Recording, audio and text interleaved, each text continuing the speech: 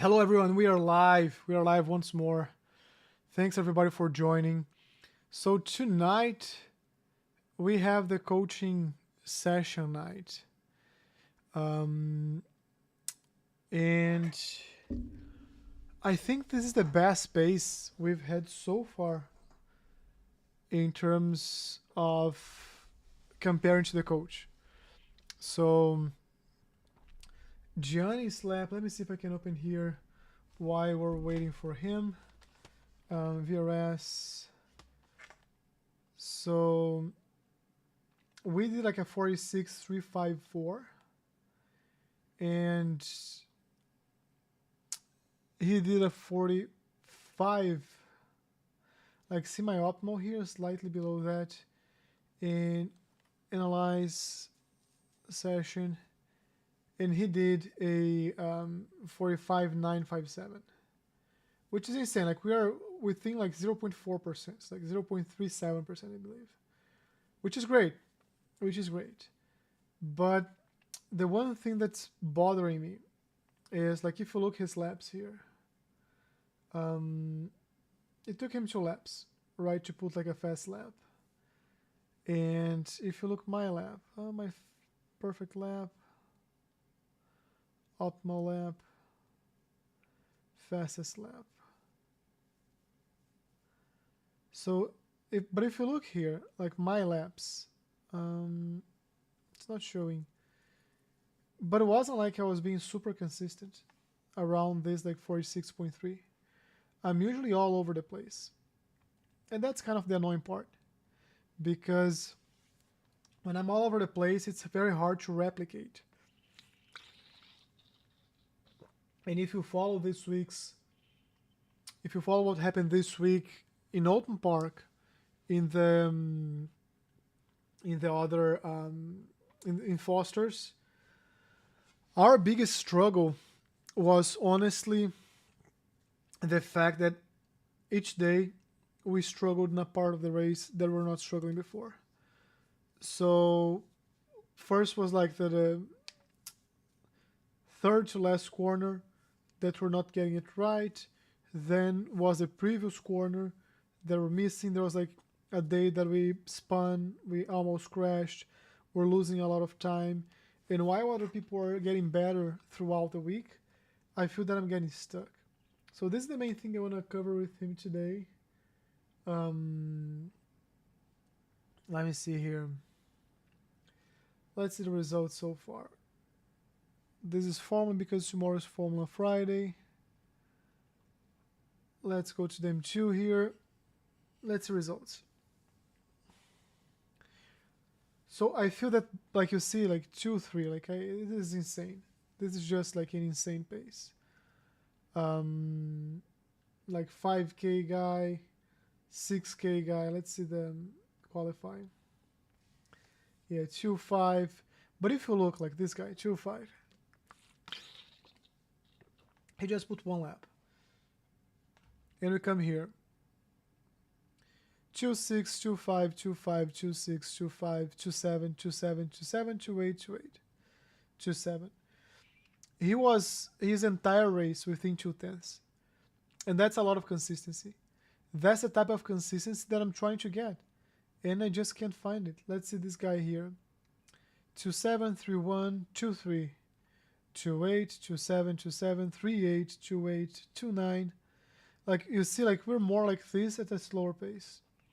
But I feel that now, like we are at the point that we should be like turning 2.9s, 2.8s, because we started the week at like 3.2, 3.3, right?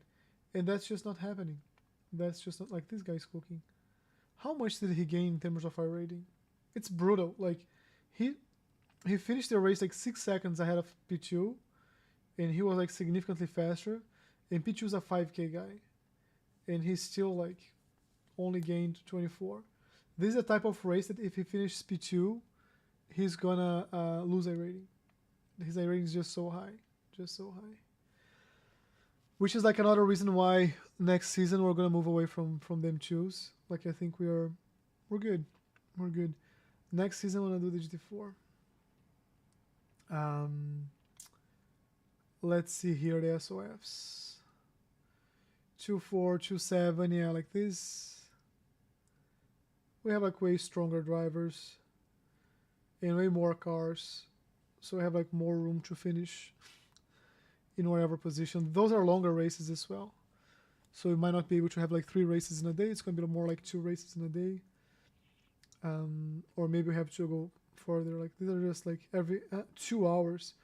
Yeah, that's the other thing. Like what we usually do, we race the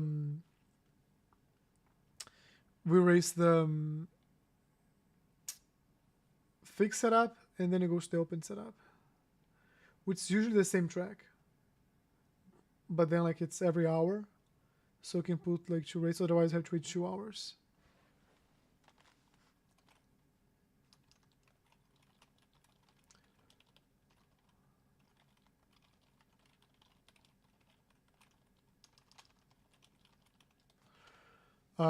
Yeah, the coach is just like in a different session, like teaching someone else, and he takes the time to teach. So let's just wait. But here, let's see. These are open. Like sometimes it rains, sometimes it doesn't. Let's see. All classes. Let's see the GT4 class. The SOF was like 2.3, but I think it was combined. And then we look here, a lot of good drivers. So I think it makes a lot of sense for next season to go to GT4. No worries, no worries.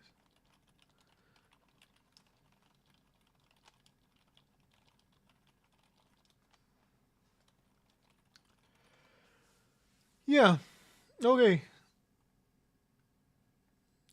Alan, how are you, brother? Sorry, my apologies. I had the typical Discord issues this morning with the microphone. Bloody, it took out 10 minutes of the previous lesson, so my bad for Don't being worry, late don't there. worry. How are you? I'm doing well. I just texted you because I wasn't sure if you're waiting for me to come back from the bathroom. No. Maybe he thinks I'm No. not feeling well, like Like yeah, No, as long that's okay. as long as you know that I was waiting for you, it was fine. Yeah. No, that's all good. That's all good. Yeah, no, it's always so things sometimes because I do have back-to-back lessons, and then of course when when one goes a little bit wrong for a few minutes, then it cuts into the next, so always could be a little bit over time, but that's fine.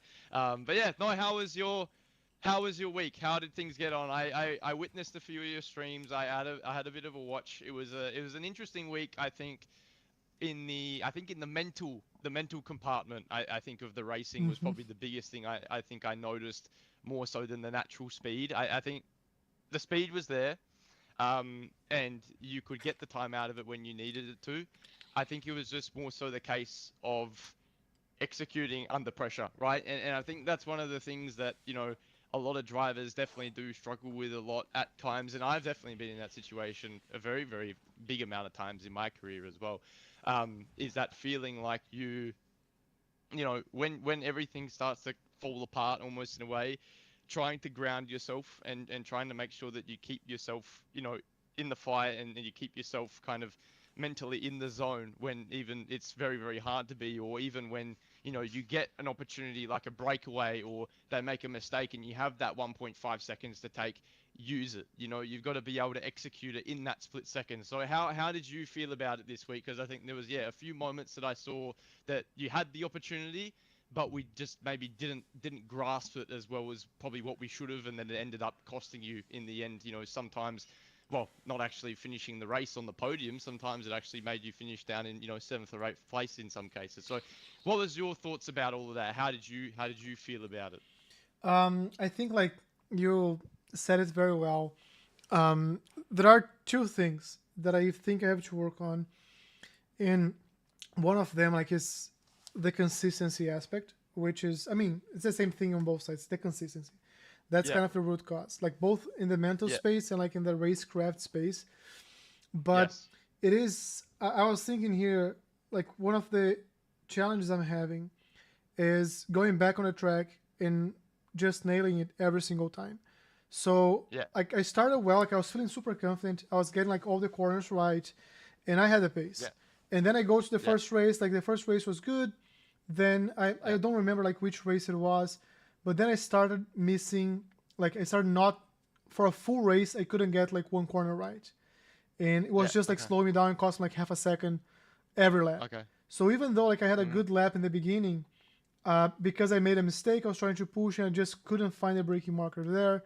Then there was another race that was one of the corners, like we have the first right hander, then there's like a left fast corner, and then there's a sharp Yes. right hander that we cut Yes. like Correct. just next to the sausage, right?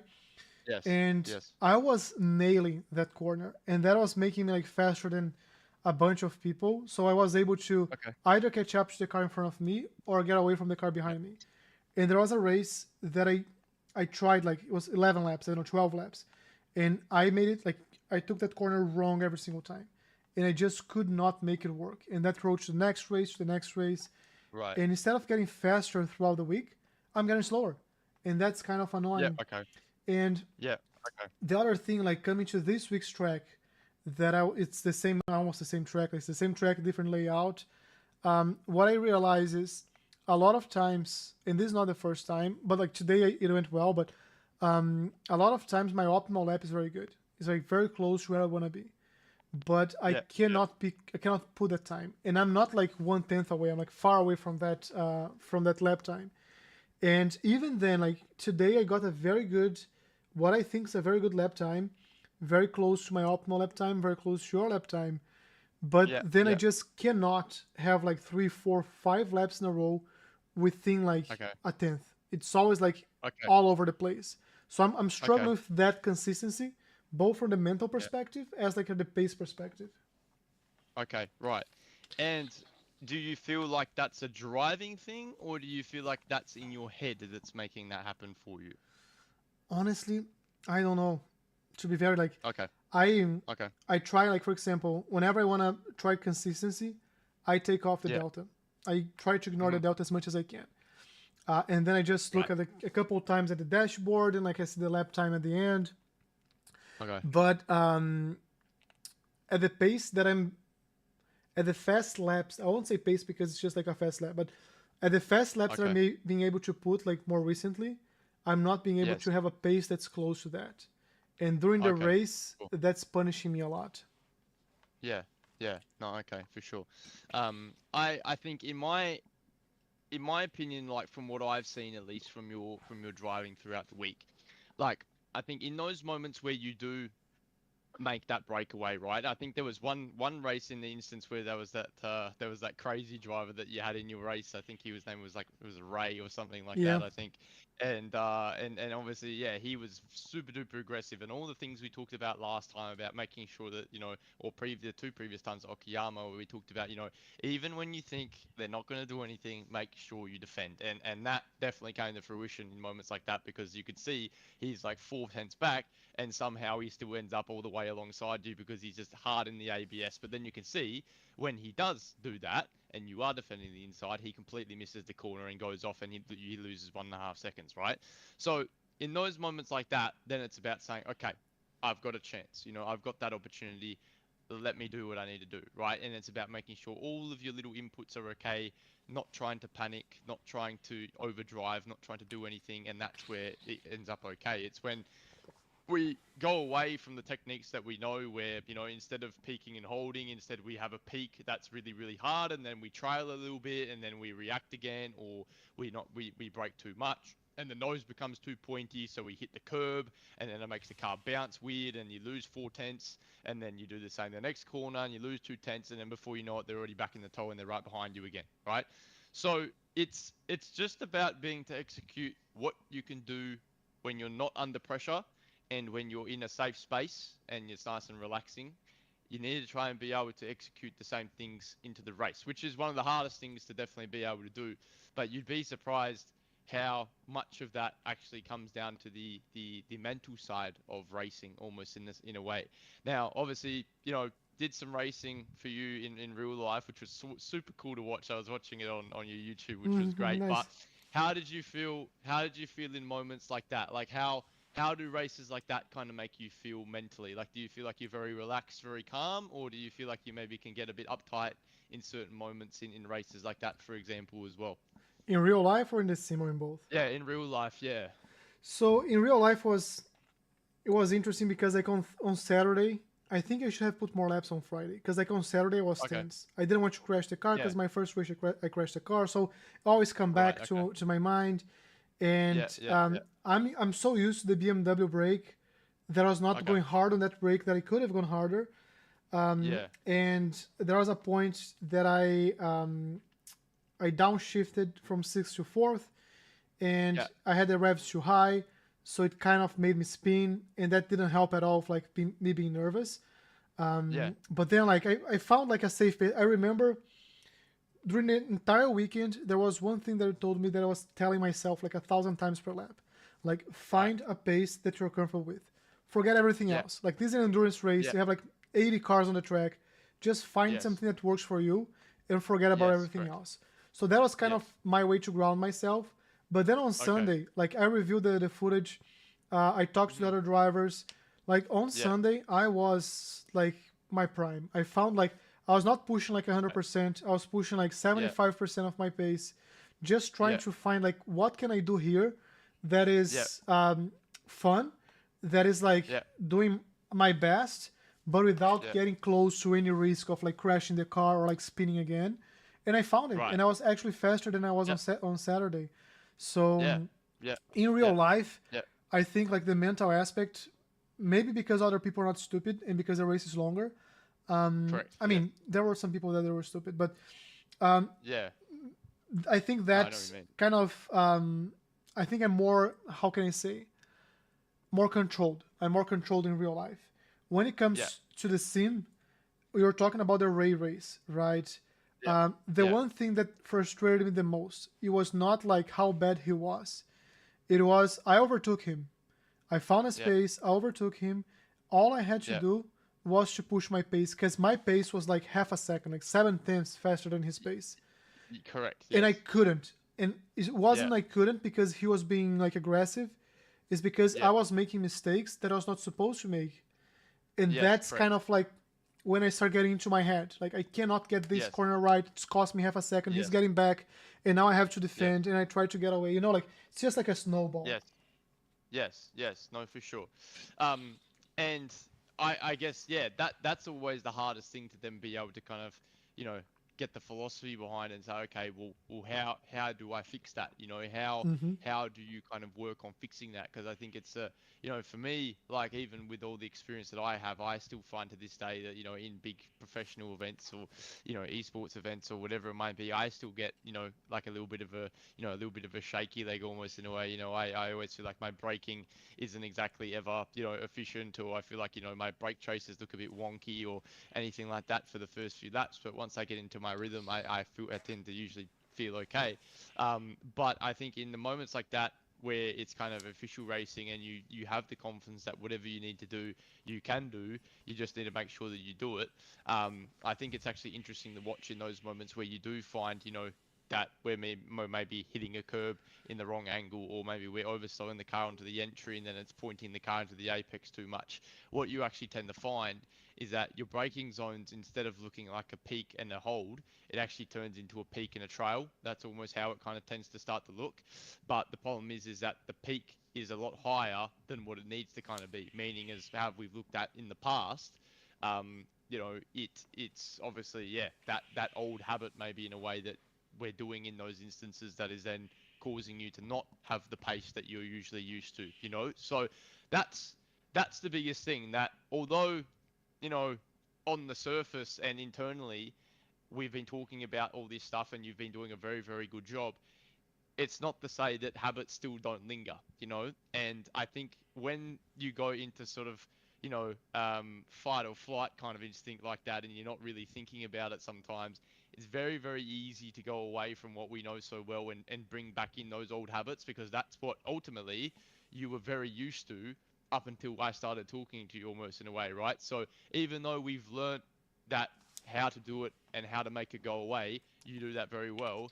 When you're in that moment where you're just trying to focus on, you know, maybe you're being a little bit nervous, maybe being just a little bit, you know, sort of on the edge and not feeling 100% confident in what you can do in the here and the now, you revert back to the old ways. And almost in a way, that makes you drop back to where their level is, and that's what doesn't allow you to get to what you need to do. And again, look, I definitely do the same thing. I'm definitely no professional with it either. I have my moments, but usually my moments come at the beginning. My moments usually happen when I'm first getting in the car. As soon as I'm in the car and I'm comfortable and I'm in the pack and I'm doing my thing, it's all perfect, right? But it's that initial moment where I come out of the pits and I'm on cold tires and you're going through the first three corners. That's where I feel it.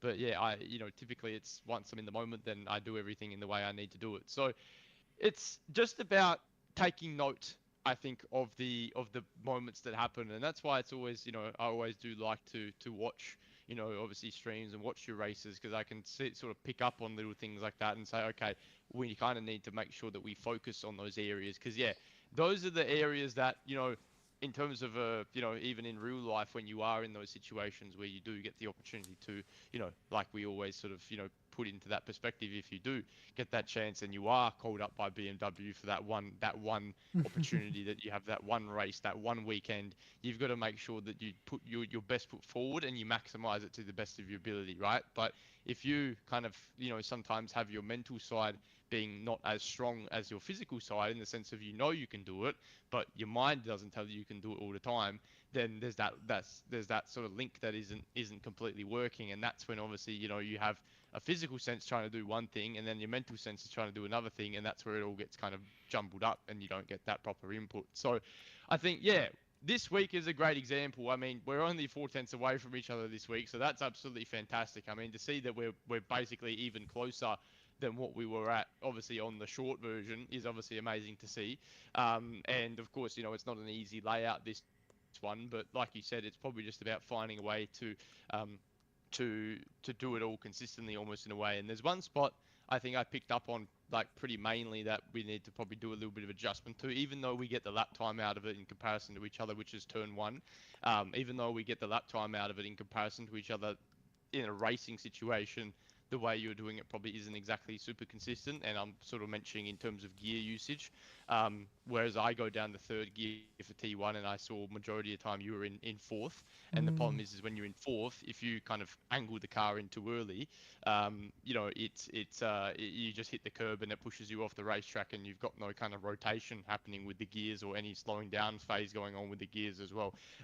But yeah, ultimately, I think, to wrap up that conversation, how does that make you feel, all that sort of stuff? Is that something that, yeah, definitely is probably a big area to focus on, and a big area to work on? That's something that is hard to kind of specifically pinpoint, okay, what do we need to do to fix it? There's no, make it or fix it sort of thing for that. That's just something that you need to be able to keep in mind, and something that you kind of need to be able to kind of train yourself up to, and I guess just mentally build yourself up to that. So how do you feel about that in your idea? No, like I like the framework. Like I think what I'm taking away is the best way for me to improve on that, like the mental pressure that I'm like, it's really me putting on myself, right?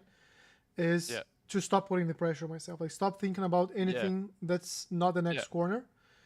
yeah, And if the result comes, it will come. If the result doesn't come, it won't mhm, come. Like, yeah, but I yeah, feel like because I missed like a corner or I miss an apex, and then I'm like, oh damn, like now they're catching up to me. What do I do next?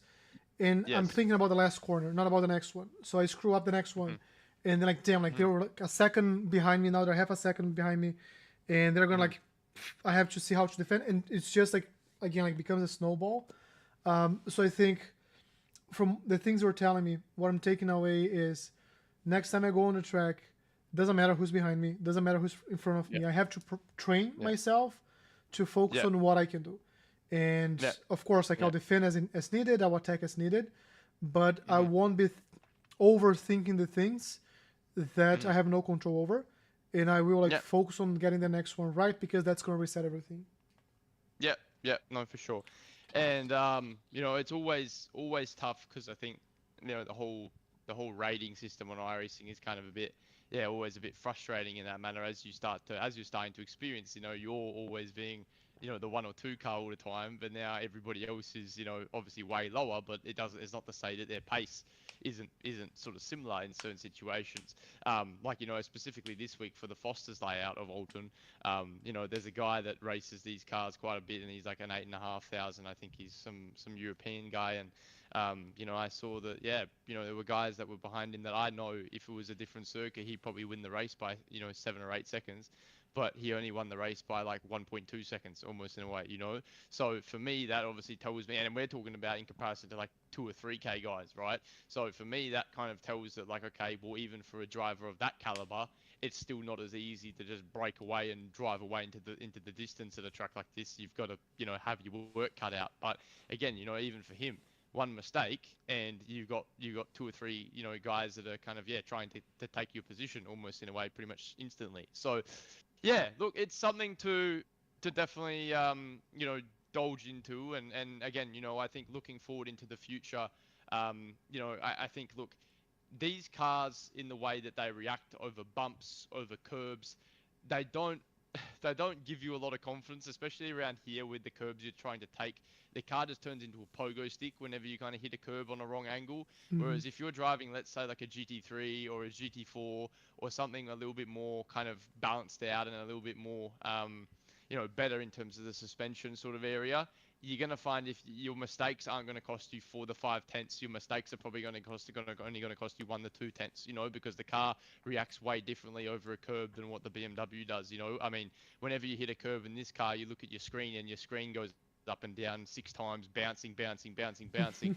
Whereas in the GT, you hit a curve and it just you hear a big scrape on the bottom, but that's it. It doesn't imbalance. It doesn't bounce. It doesn't do anything. It just keeps on going.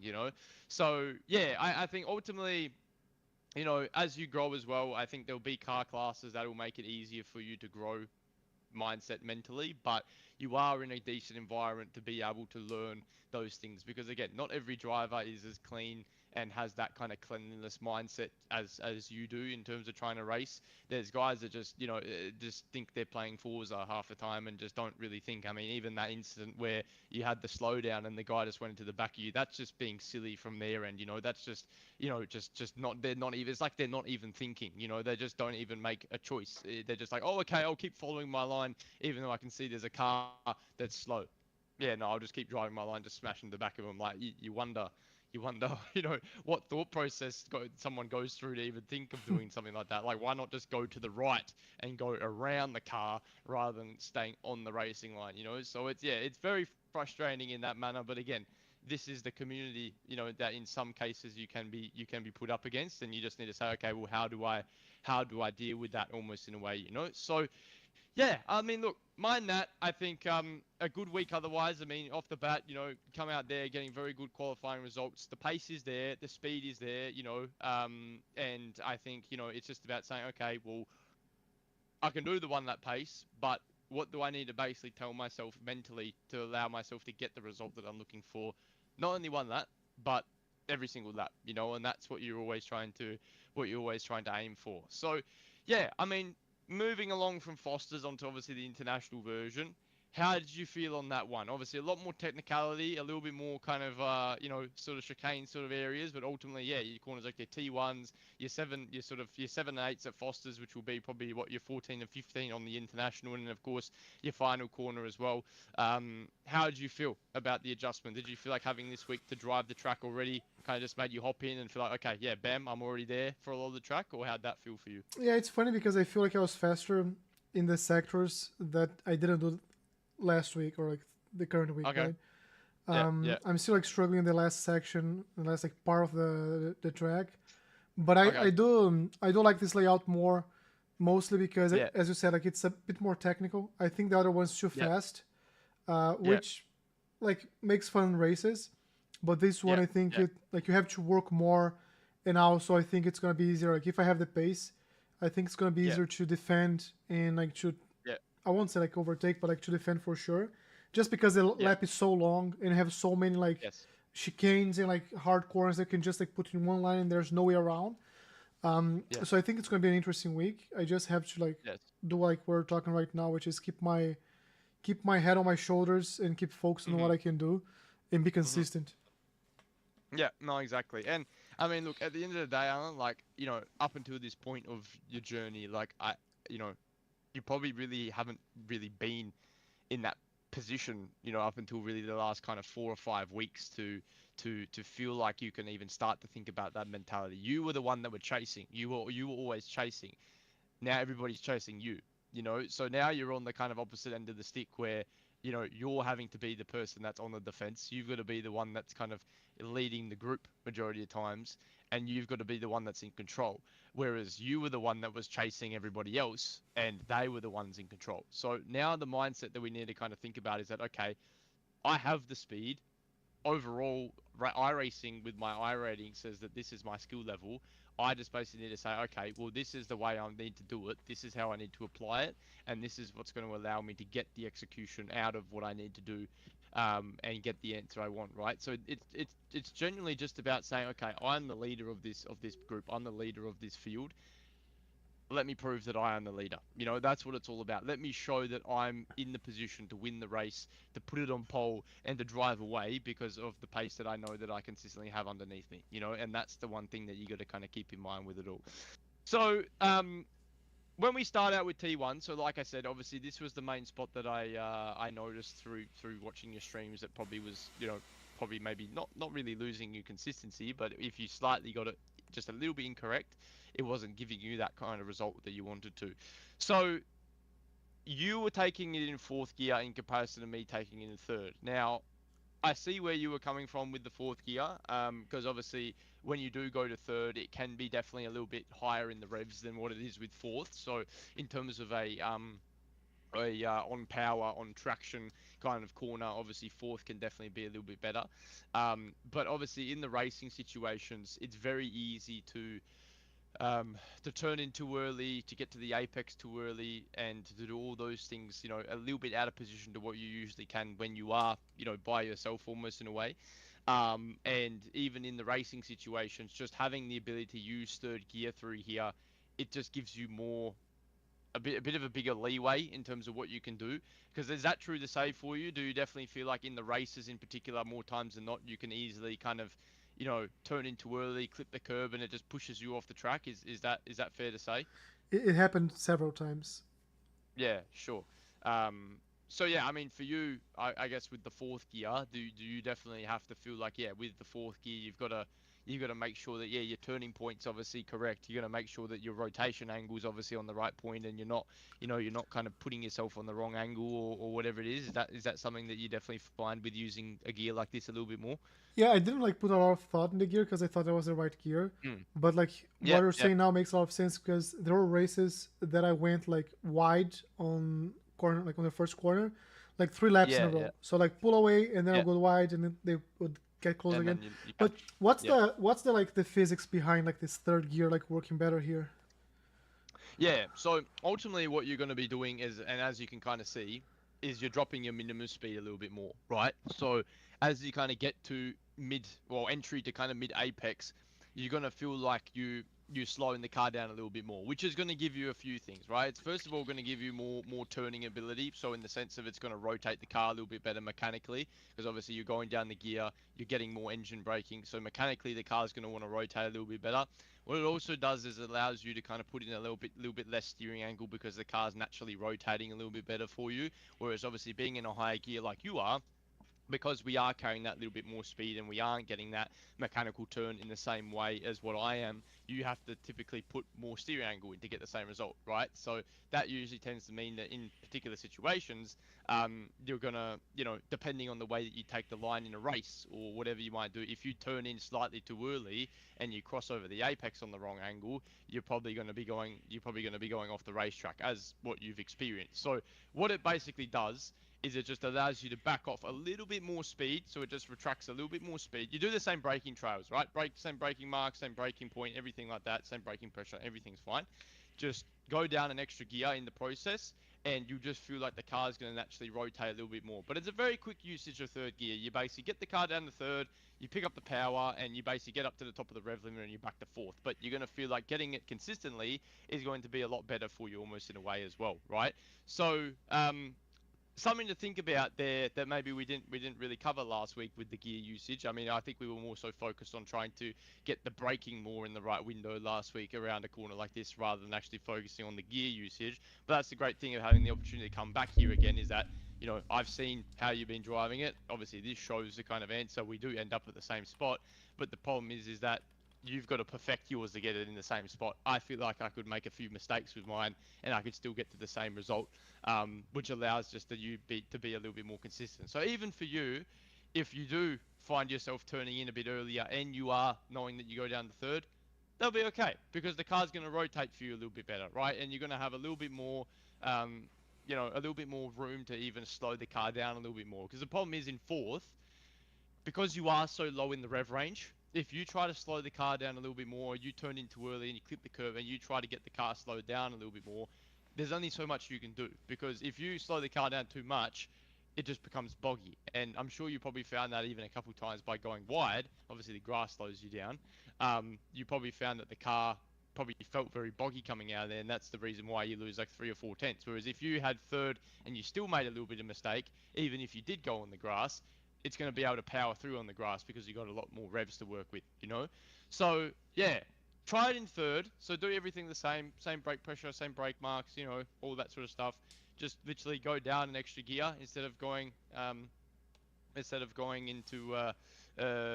staying in fourth almost in a way, and just keep it the same. Now, I did also find that on the entry of the corner, I actually kept the car. Oh, no, okay. I thought I was keeping it in fourth as well. So never mind that. So obviously both in fifth. So instead of going down one, you're going down two, basically, in a way, right? So was that something that I guess we really ever considered? Was it something that you tried at all? Or I think No, maybe we were just sort of set on stone on the fourth gear potentially. no, I was locked in four. Like I never thought about Yep. going to third there.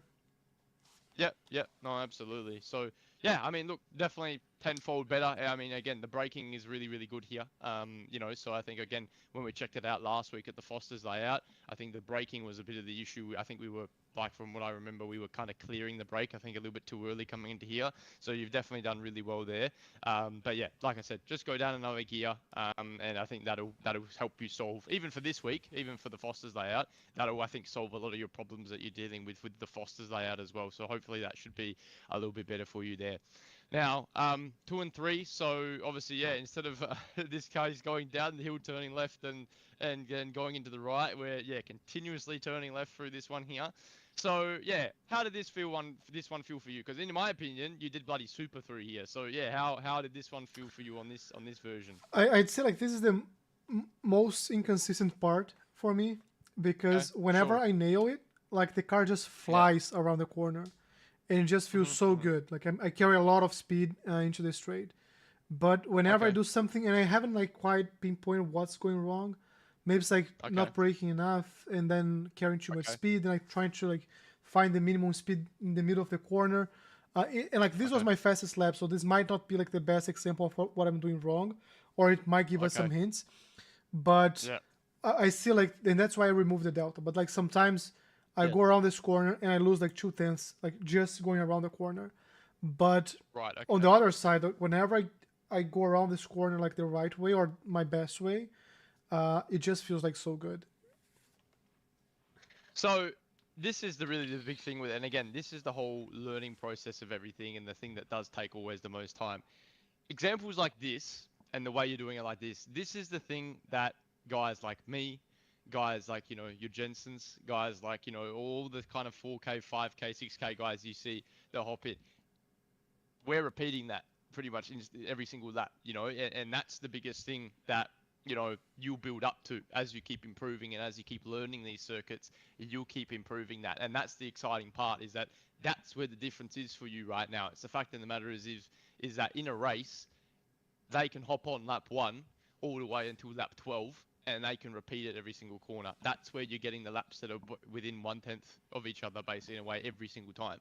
So, again, yeah, that's what it's all about. It's about realizing, okay, well, why is this corner not sort of working in those other instances? So the what's the result that you feel from this corner when you don't get it right? What is it usually? Is it that you clip the curb on the inside and it bounces, or you understeer off wide? What do you usually feel like it is that goes wrong when you do get it wrong, almost in a way?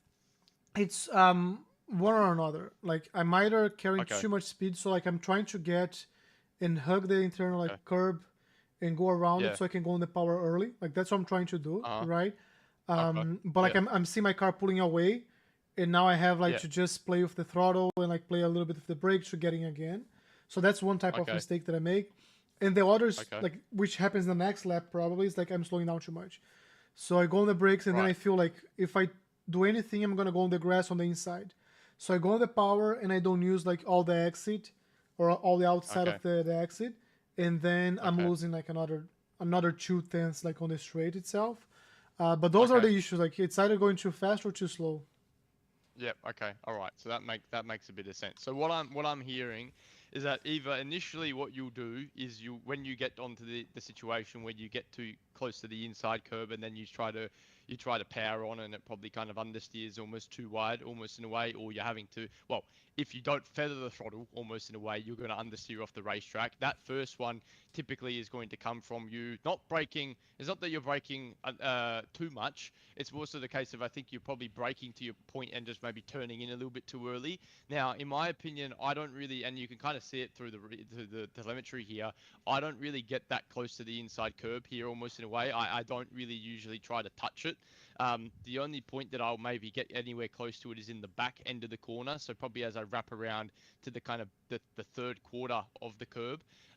Because the problem is that these curbs now with the new layout, it kind of has those big circles on them almost in a way. And in these BMWs, whenever you hit those big circles, it just kind of causes the car to bump and to jolt almost in a way.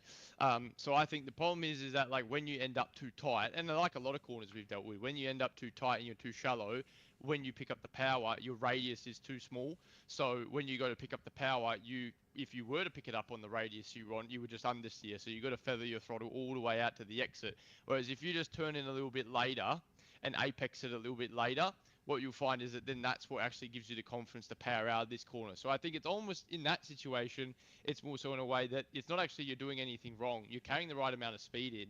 I think it's just more so the case of the angle or the radius that you put yourself on by maybe turning in a little bit too early and getting down to the curb too much. That's probably what's causing it. And then on the opposite end, obviously, where you feel like you're pretty much going too slow. Now it's because you're kind of like, okay, in your mind from that previous situation, you probably feel like you were just carrying too much speed coming to there. But no, that wasn't the case. I think it's just more so the case of you just turned in maybe a little bit too early. So is that maybe what you feel like it is potentially in a way? Is that like you just, in cases, you're turning in a little bit too early? And in this case, it worked for you fine. But very similar like turn one, right? You can do turn one in fourth gear, but you've got to get it perfect. It's the same with this. You've got to kind of get it this perfect in your way of going about it to make it work. Whereas if you just maybe had a line naturally that you turned in a little bit later and tried to apex a little bit deeper, you'd probably actually find that might work a little bit better for you. So does that would that kind of be a bit of an answer maybe in a way? Is that something that you might feel in one way or another? Yeah, I think so. Like I'm looking here the steering angle of the steering wheel, Yeah, and I'm seeing like you have your wheel like way more straight than I do. yeah, And yeah, that's like if I look my throttle, I'm under steering. That's what I'm holding there, yeah, and that's yeah, like yeah. yeah, So maybe turning in yeah, just a little bit later, avoiding the yeah, internal curb at all, and just like accepting this. And I'm seeing like you're carrying less speed, so like slow in, fast yes, out is the way to go around here. correct. Yes, yes, and it's the same thing with turn one, right? Slow in, fast out, almost in a way. That's what we're always sort of aiming to get that beneficiary from, and that's what's going to make the biggest difference in a way. I'm just going to load my replay up here because I want to show you this one. And obviously you've seen this, but just to kind of show you in this particular situation, just to see because you can obviously see from the racing line over there that you are a lot more to the inside than me in comparison. You do definitely sit a little bit more to the left than I do in obviously comparison. So let me just pull this up here and we'll show you. So have a look at this here. So as I come into turn two, right? So where I brake and turn in here and get to the apex there, are you probably feeling like you're getting down to it here? Do you Yeah, usually feel? yeah, Yeah, you do. I'm Okay. getting like closer. Yeah. I don't like that exact spot, but I get I But start getting around there. closer and closer. Yeah, and then I Yeah. I Yeah. Yeah. usually get like I clip the end of this like bumpy part and then this Yeah. part here, and that's when I go on the Yeah. gas. Right. Okay. So you can see for me, right, that I'm I'm late apexing this, right? So I'm coming in, I'm missing the apex, missing apex, right? For you, I feel like potentially we're apexing maybe around here. Would that be fair to say? I think so. You know, yeah, okay. So I think our projection of the corner is a little bit different. So I think where you're doing the same thing, you're trying to get the nose in and get down to the curb somewhere around here. Whereas I'm trying to get to the curb here, pretty much. That's my apex. So as your apex is maybe here, my apex is here, right? And that's what gives me the confidence to pick up the power to 100% almost in a way and give me that exit that I'm looking for in one way or another, you know? So again, I mean, in the way you're doing it right there, it's great. But I can imagine in the instances that it doesn't go as great, it's probably more so the fact of, yeah, you tip the nose in too early, you get it rotated too much, or you obviously brake a little bit harder, get it slowed down, and then in a way it actually does it even worse. You kind of it probably turns in even more for you almost in a way. And then or you get on the power and it just understeers on you anyway. So I think, yeah, just try and maybe think about racing line positioning Yeah. and sort of think about that way, because you can see, right, when I zoom into this, you can see that, yeah, you're 1.6 meters to the left of me at this period right now. So if Yeah. I was to say 1.6 meters to the left, you'd be basically on the curb, really. Do, You'd basically be on it. Yeah. do you mind if I share my screen for a second? Yeah, Because please, I by all loaded means, here yeah. as well. So Yeah. let me Okay. get. Oh damn. Maybe this screen here. Yep. Perfect. Yep. Can you see it? Okay. Sweet. Yeah. Yep. Gotcha. So Yep. here's, and that's like Yeah. So I'm going yeah. super close, and Yeah. then here I go Exactly. up. Yep. Yep. That's it. Yep. So you're diving in for the corner rather than turning in later to apex it later. So yeah, you're basically diving into it. So that's the biggest difference. So you want to basically be turning in slightly later. So So around you don't here. want to be turning in here. Yeah, exactly. Yeah, maybe even a little bit before, but yeah, around that marker. Yeah. And you basically want to be saying when you go through the corner, you get to the apex at the end rather than getting to the apex at the start, right? So you're here, you're keeping the wheel straight, still keeping it straight. You can see you're already angling in, Yeah. keeping it straight, and then you turn, you know, Okay. and then you turn and you Around apex here-ish. later. Yeah, yeah, Okay. exactly. Yeah, Okay. yeah. And then yeah, you'll get to it a bit deeper, right? And that's what you're sort of looking for. So yeah, so when you keep going around, that's your apex. That's what you're looking for, and Here, then you right? power out. You know? Yeah, Around right here. there. Yeah. So yeah, yeah. So you can imagine when you don't get this right, you know, that's gonna be that's gonna be the biggest thing, you know. Um, so yeah, that's something to consider, something to think about, and yeah, that's very important. So yeah, no, look, honestly, man, I think that's really good. I think um, just got to kind of think about it in that manner. But otherwise, other than that, you know, that's always a very important one. So it's like T1, right? It's the same instance, same sort of situation. The way you're doing it now, like that, if you get it right, you get it right. You know, you get it very right. But the thing is that if you don't get that right, that one time, in a race especially, then it's going to lose you 3 or 4 tenths. You know, and that's what we're looking to discover. We're trying to discover you can do the perfect lap. How do we get all the ones behind it being a perfect lap as well? That's the key. You know, that's Hmm. where the breakthrough comes, and that's the same every single way. If you do that, you stick with the 4K guys, you stick with the 5K guys. That's what it's all about. Because I think typically what I tend to find is that, like, and you can kind of, you know, back me up on this as well. Like, I feel like at the beginning of the races, you stick with these guys. You know, you do very well. You know, you stay within, you know, the 5, 6, 7, 8, 10th gap. It's probably after like lap 3 or 4 when you get into the rhythm that their rhythm, they have that little bit of extra edge in every single corner. Whereas, yeah, we maybe don't maximize every corner in a way. Is that fair to say? Yeah. 100%. Yeah, yeah. So it comes down to this stuff, right? It's just the fact of the perfect lap, you do their time, right? And like this, you know, you're within, yeah, 0.3, 0.4% of my time, you know, which is what we're always aiming for every single week. But it's about how do we get that 0.3, 0.4% time every lap. You know, it's about looking at it in perspectives like this. So yeah, no, look, I think that's really good. And I think if you can do that, then that's going to be great. So yeah, just something to consider and something to think about there. So yeah, other than that, I think that's all all really really good. Um, so obviously moving away from here, 4 and 5, of course, naturally because of the run that I get on whenever this decides to load. Um, obviously there we go. So obviously the fact of the matter is, from that T2 and 3, I get a good exit, right? Because I'm obviously on the power a bit earlier. My radius is a bit better, less steering angle, less resistance, right? So I'm getting a better punch out of the corner.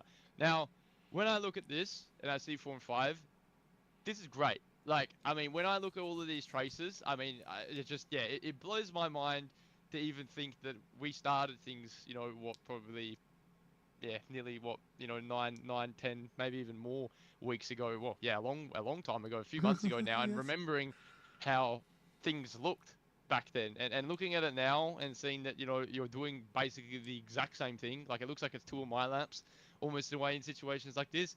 It's just obviously the timing's a little bit different.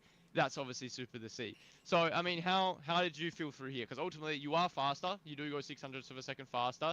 Obviously a little bit of difference in terms of braking markers, but ultimately at the end of the day, it doesn't hamper you. You still get to the same result. So what was your feelings through here? And like the previous corners, was there any inconsistencies that you had into here as well that you picked up on? That's where I'm slightly more consistent. And what I was trying to use, Mhm. there's the camber of the corner, right? So Yeah, correct. like kind of pushes you against the ground, and you Hmm. have a lot of exit, and like it's opening up as you exit.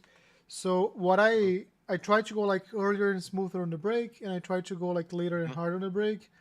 The way it Yeah, yeah, worked yeah, for me was like going later and harder on the yeah, brake, and then yeah, as I release, I go like back on the throttle, and I just yeah, thrust thrust like the grip, and it's working. yeah, It's working. So it's just like yeah, getting, yeah, if I get the braking marker right, then yeah, in the point that I push the gas, then it's a great yeah, corner, and it's way more yeah. consistent than the other one. Yeah, yeah, no, absolutely. So yeah, I mean, look, this is all great. I mean, I don't really have any big comments on this one, to be honest. I mean, at the end of the day, you just did it more efficiently, to be honest with you. I mean, you broke a little bit harder. You you maximized the brake a little bit more. You were able to then, because of that, still pick up the power earlier, which is fantastic. And you got back to full throttle at the exact same time as I did. So, when we look at this, right? And you always think about things that I've said in the past about how, where if you're braking earlier, you should practically be on the power earlier. You basically beat me at my own game here, almost in a way. I was on the power of the brake earlier, and I was on the brake on the throttle later than you, almost in a way. So you just efficiently did that way, way, way better. So for me, I need to maybe tighten that up a little bit more in my perspective, and maybe make that a little bit more efficient. Because yeah, you basically were able to brake later, you were braking harder, and you were also on the power earlier to me, which again is usually the thing that I'm kind of doing. So to see that you're doing that, I think is obviously fantastic. So yeah, no issues by me through here. Again, if you can just feel the consistency that you're getting through here and understand, okay, what do I need to do every time to achieve what I'm doing here, then that's absolutely super. Now, the very easy thing to do in a corner like this, especially in a racing situation, it's always easy to overslow the car, as we know, peaking the brake, releasing. Obviously, that's obviously going to cause you issues. But just making sure you're staying consistent with your inputs, what's going to be, really the biggest thing ultimately in a way. So, yeah, other than that, I think that's really good. So yeah, any comments by you there? I mean, other than that, honestly, really, really good. I think that's super to see it like that. So yeah, how does that make you feel? I suppose seeing stuff like that for me, I'm really impressed when I look at something like this. I feel like I finally learned something. Yeah, yeah, no, that's good. That's good. Yeah. So yeah, like I said, ultimately, you know, the way I did it is the way that we've always been talking about not doing it. So, to see that you've gone and maximize that even better just shows me the understanding you have with that, which is great. So yeah, keep doing this in the way you are, because that's super. And if you can consistently do that all the time, you're gonna be laughing. Now, 6 and 9. So this one's very interesting. This is kind of the first sort of chicane sequence, of course, that in these BMW cars is quite tough. Now, obviously, this chicane has developed quite a bit from, realistically the last couple of seasons when they did the 3D resurface of this track. This chicane used to be completely different in terms of the curb usage, so it's developed quite a fair bit from when it first started. But I think ultimately, when I look at this, I think the only thing that I can see here, ultimately, you still did get you still did get obviously the corner happening in the way you wanted it to. It was the 0.012 faster, so that was great. The only thing that I do see that potentially could cause you issues down the track is that kind of big release in the brake.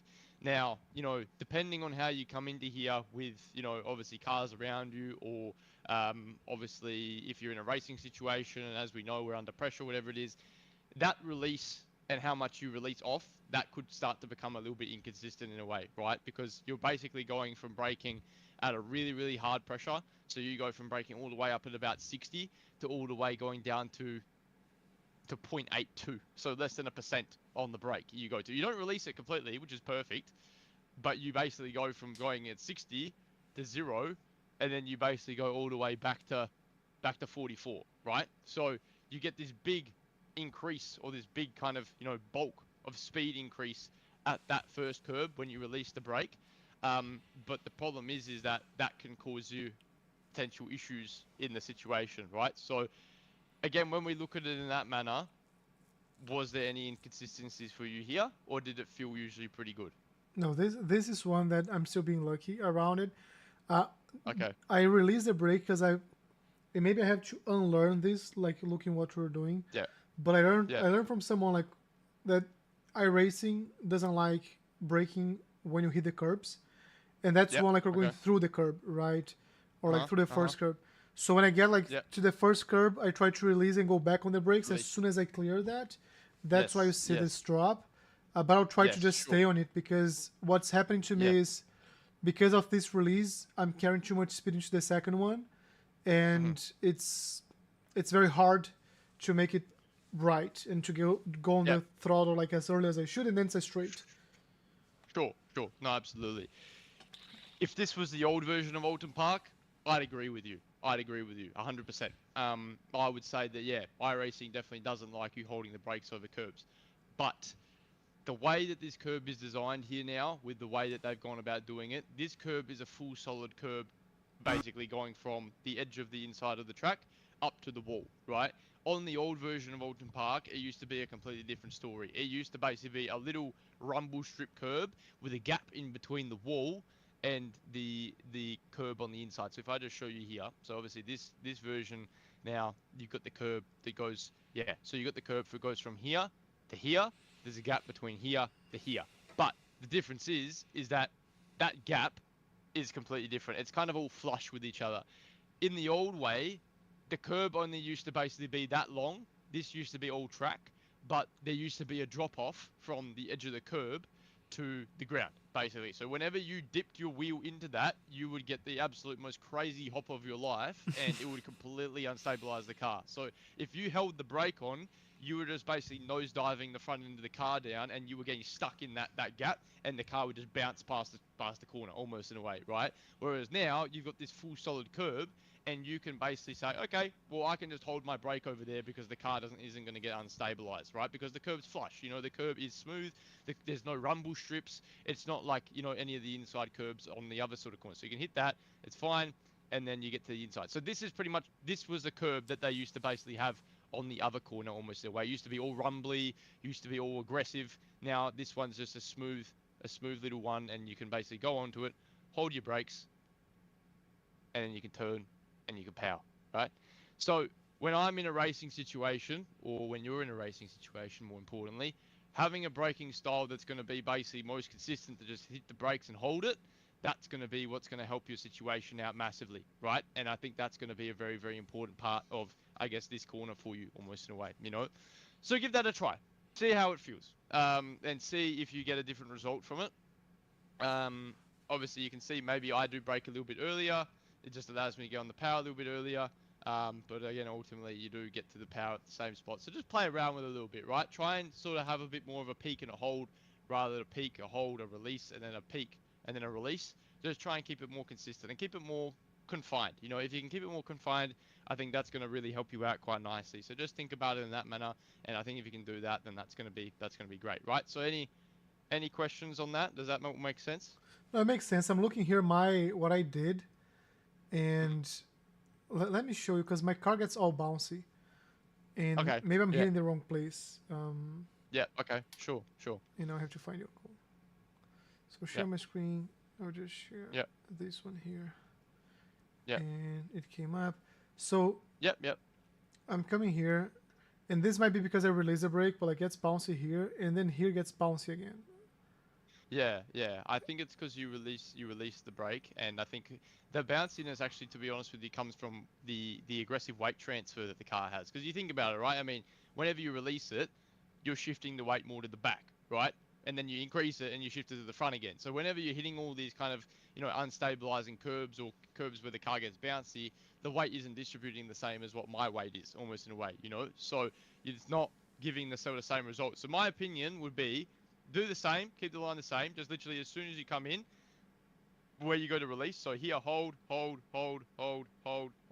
keep holding, and then you'll be fine, right? It'll give you a little bit more speed wash off getting into that second curve, and it'll mean that, you're not having to attack it as hard, right? And it'll be a lot better, I think, for me, well, for you in your particular situation. So yeah, something to keep in mind, but I think, again, just in terms of consistency reasonings, I think that'll help you out probably the most. So yeah, does that all make sense to you there, man? Does that open up that corner up a little bit more for you, I suppose? Yeah, it does. Yep. Okay, perfect. Now, the second bus stop here. So again, I mean, braking, everything is really, really good. Um, the only thing that I could probably say that is a lot different is obviously the on-throttle positioning in comparison to me to you, and as well, just mainly the second part through 11 and probably through 12 as well. So you could see for yourself that braking mark is great, right? Braking point is absolutely perfect. I mean, you're braking exactly where you need to be, so no issues with that. You can see that you're carrying more brake pressure, right? So your peak is 59, that moves up to 64, whereas mine basically stays at 53, right? So you're ultimately going to be slowing the car down more than I am as you come into the apex, which is obviously what you can see with the throttle and I guess the speed difference at the moment. So at the apex, you're 10 kilometers an hour slower, pretty much, right? What do we know by that? Whenever we're going slower, what does it usually mean? We pick up the power more aggressively, right? So you pick up the power and you go all the way up to basically 100%, and then you release. Now, the problem is with this is that this is just going to completely throw around the speed traps that we're both carrying through all of these corners. It's going to change the balance of what you're trying to do compared to what I'm trying to do. So for me, I've got a longer kind of brake trace, so you can see for me, I release the brake and I trail for quite long towards the apex almost in a way, and actually even past the apex. But what I'm trying to do you remember when we looked at Monza, when we looked at the first Mm-hmm. chicane of Monza, for example, and we talked about instead of getting off the brake and back on the power before getting on the brake again, and we just carried the brake all the way into the second part of the chicane, it's the same idea here. So what you basically want to do is you want to be carrying enough speed through this part of the sort of the corner to actually carry the brake all the way into where you pick up the power coming into the left hand, right? So you just want to be trailing all the way into the left rather than reigniting the throttle in between the right and the left almost in a way. So I can imagine for you there, you're just ultimately trying to kind of have the double phase a bit like you did at Monza almost in a way. So you can see for me, right? So I come into here, so brake, hold, trail, power, right? Whereas you're braking hard enough so you could pick up the power here and then release it here. Is that correct? Yep. Yeah. 100%. Yep. So we want to kind of have it in a way where instead of carrying not enough speed to then have to get back on the power, you just want to be braking soft enough that when you go into there, you're trailing all the way up until you get to the left and you reapply the power. Now you can see for me, obviously naturally because of all that, I just carry more momentum. There's more momentum that I'm carrying through the first 10 through 11 and then through 12. I do need to dab the brake ever so slightly because it does just make me rotate it better, and ultimately, yeah, I can pick up the power earlier and pick up the throttle. Well, you're already on the throttle, so that doesn't really matter, but I can get the full throttle a lot more confidently than you, and that speed will carry up the hill, right? So play around with the feelings, play around with your thought process coming to there, because I think if you could play around with what you're trying to do with the car through there, I think that'll really help you out. So was that an instance or an approach that really maybe you sort of considered, or was maybe something that maybe we didn't consider in the moment, I suppose? No, like I considered after seeing your telemetry, and I haven't been able Mm. to execute on a fast lap yet. But I'll Okay, continue sure. trying that because like I do feel that once I get it right, it's gonna be like much faster, and you can see here it's much faster. So Yeah, exactly. So a good tenth for you, then plus another half a tenth coming up the hill. So that's definitely a bit of lap time on your hands that you can get back there. Now these are two corners that, well, 3 or 4 corners that you've obviously been doing, so you're obviously quite used to these ones now. Um, I think ultimately the biggest difference you can see, well, not even the biggest difference, the smallest difference that is basically happening here between you and I, you peak harder, so your peak is 49 compared to me at 45. That peaking harder means you release the brake earlier. Because you release the brake earlier, you pick up the power earlier, but because you pick up the power earlier, you understeer and you don't get back to full throttle as well as I do. That's it, pretty much, right? So we're talking about the difference of about, yeah, 3 or 4% on the brake. Now, naturally, you got to know that because of the section you did down there, you're lingering about 1 kilometer an hour here, right? So when you brake the 3 or 4% harder, you've got to basically add in that you're still kilometer an hour slower coming in. So instead of being 3 kilometers an hour slower, you're probably going to be 4 kilometers an hour slower. Or being 2 kilometers an hour slower, you're probably going to be 3 kilometers an hour slower. You know, so basically what you're doing is you're doubling down almost on that by braking a little bit harder. So if you broke the 45, you probably still would be slightly slower. You'd still be carrying that in, but you'd be able to do the same thing as I do. So is that something you're finding even this week with 14 and 15 that maybe you're obviously the exit out of the bottom of the hill is completely different, but maybe you feel like, yeah, you're trying to pick up the power too early coming through there in a way?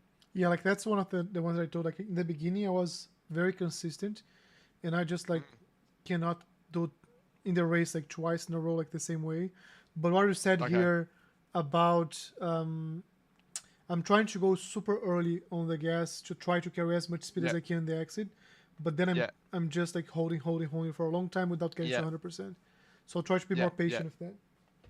Correct. Yeah. You'd be very surprised about how how that holding that brake just that little bit longer at the bottom actually gives you more confidence back on the throttle, and you'd be very surprised about that.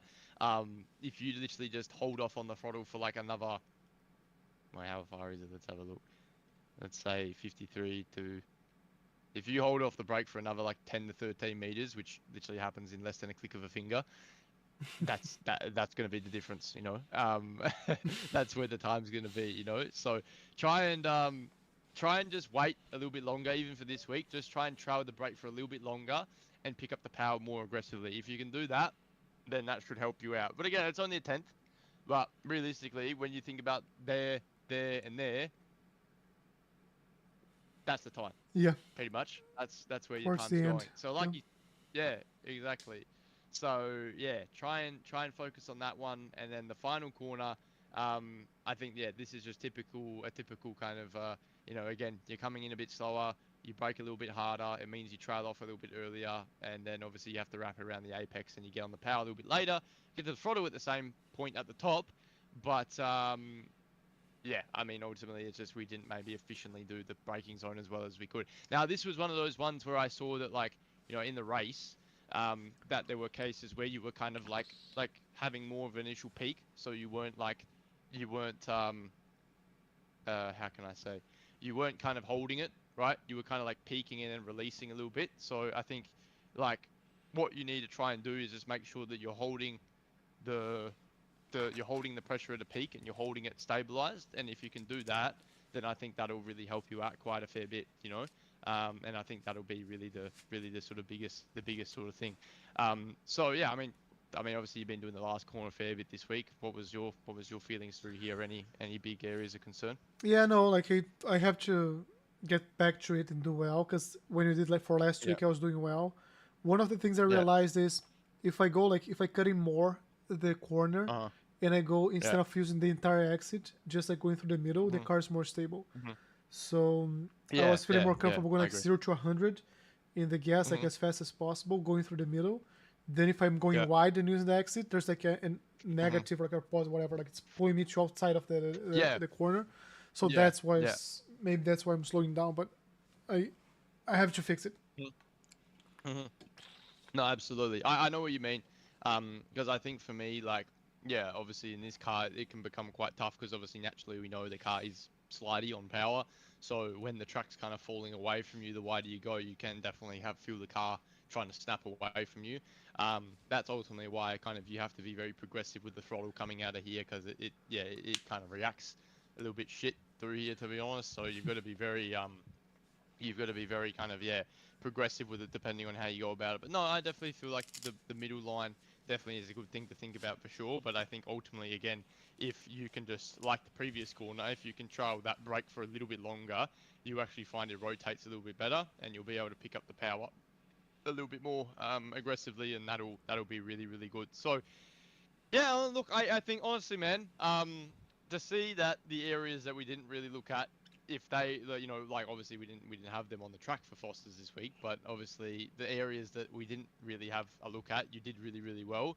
The ones that we've been doing, we could definitely refine, which is good because I think that's going to help you out this week even more, you know. Yep. But that's obviously great to see that, you've adapted to those other corners really well.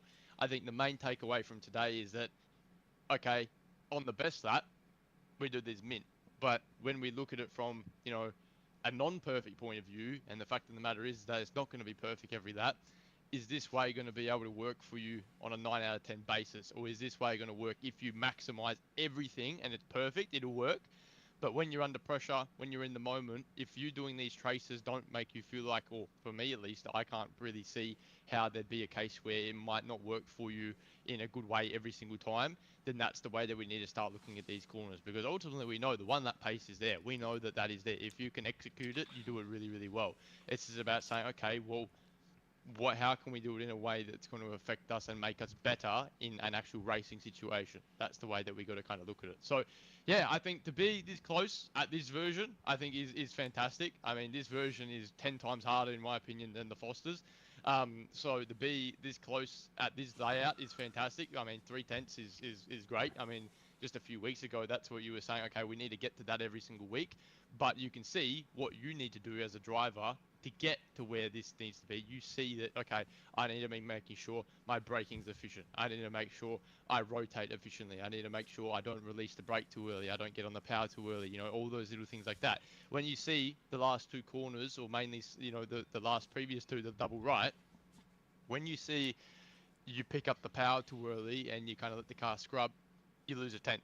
You can see all the other ones where you brake, you hold, you trail, you pick up the power earlier than me, you get the full throttle, you're faster, right? That's just what we need to basically pick up and apply for all of the corners, and if you can do that, then yeah, we'll be fantastic. So yeah, how do you feel with everything here, man? I think this is a nice one to walk away with some confidence, to be honest with you, because I think, yeah, again, I think if you can carry this all across and just find that consistency in what you're doing everywhere, honestly, the international layout's going to be an even better week for you, I feel, than that of obviously the Fosters ones, because it actually gives you a chance to make a breakaway if you get that opportunity. And I think you'll definitely take that with both hands. So yeah, how do you feel? Yeah, I feel confident. I'm gonna, like, last week I traveled, so I couldn't practice as much as I wanted. That was something we Sure. talked on Wednesday, right? To practice more like Yep. offline. So I'll try to Yep. implement this Yep. this week as well, to get more like Yep. confidence and more practice, more hours in. Yep. And Yep. let's see, like, if I can keep up this pace, if I can make this fast lap my pace, I think it's gonna be a very strong week. So let's Yep. chase that. Yep. Yep. No, for sure. So no, really, really well done. I think great to see that a lot of the main areas are all clicking. And yeah, it's just about looking at, like I said, in that different angle where, okay, you're doing things perfectly here, but we don't see everything else. It's the things that, what do you do in a racing situation? How does this way of doing it, how would it affect you if you were under pressure or something like that? Would it still work? If the answer is yes, then by all means keep doing it. But if the answer is no, then it's kind of like, okay, well, like the first chicane, how can we do it in that other way that's probably going to make you feel a little bit more confident in what you're trying to do, and that's the way you got to think about it. So yeah, man, look, go away, give it all a go, see how you go for the rest of the week here, and then yeah, we'll touch base next week, and I think we're at Lebanon if I'm not mistaken. So yeah, that'll be an That's a fun interesting one one. because Yeah, yeah, a yeah. lot of yeah, it's a fun one. Yeah, I mean, I enjoy the track. It's definitely technical, that's for sure. But yeah, if you get it all right, again, it can be a very fun track for racing, and a very easy one to break away, in my opinion. So it should be a pretty good week there if we can hook it all up. So yeah, man, look, go away, give it all a go, and if you have any questions, as always, you just let me know. Okay, perfect. Thank you, man. I really Perfect. appreciate it. Alrighty, man. You're welcome, bro. Have a good rest of your week. All right, I'll see you Thank next you time. too. Bye bye. Thanks, Alan. Good night, man. Bye. Cortese. I couldn't say anything during the class. Let me turn on the speed chat here. Now I'll be able to hear you. Yeah, like, I think this was a very solid fast lap. The thing is, now I have to put that like so here, like brake, and I'm going on the power here. He's likely going the power like around here. So he's 100% by here already, and I'm still like holding to not under steer. So there's like a 10th there. And then here, hold the brake a little bit longer. And this is the like, it's funny because I use the outside line here, but I've been trying to use the middle lane here. To like, if you look, what's gonna happen here? The car kind of bounces to the outside. Like this, there's a bounce to the outside there. That slows it down. But let's go back on the track. Now it's time to really. I just realized it didn't. Okay, now I disconnected. Yeah, let's go back on the track. Let's go back on trying to do fast laps. What I'm gonna try to do now, I won't focus. I won't think too much about the time. I'll think about the line and consistency. The three things, or the four things we discussed, were third gear on corner 1, a late turn in corner 3, and then hold the brakes on 7, 8. Do not release the brakes like as I go over the curb. And here, trail brake all the way to 11, and then I go on the gas. So brake less and longer. So let's see. Let's try to use the BMW driver mentality. Let me get a good position here as well, because I'm all like weird. Let's remove like the delta. We don't care about the delta. So here, didn't break enough. Can you imagine if I just like, let's go back. Let's really use the BMW mentality. I have to stop saying I'm gonna use it. Like, if this was real life. Also, let me see one thing here, because sometimes I have the wrong official setups. This has to be fixed. Like this.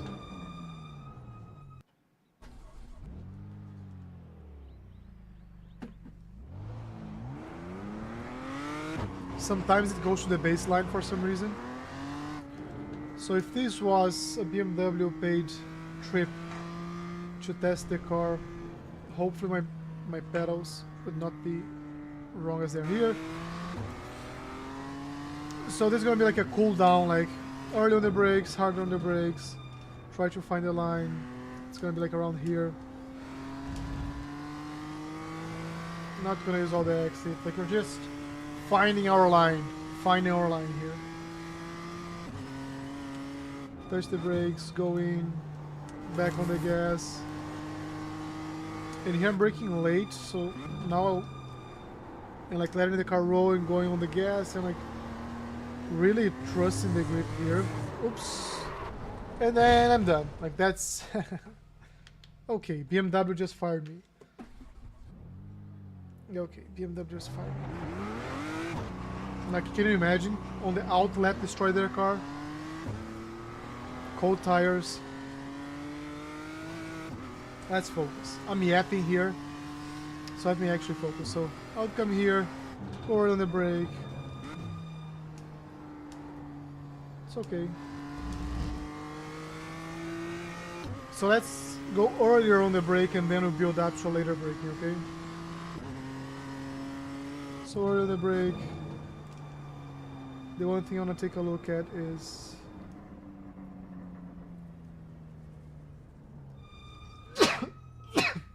I would not park the car here, by the way. Alright, we want this thing here.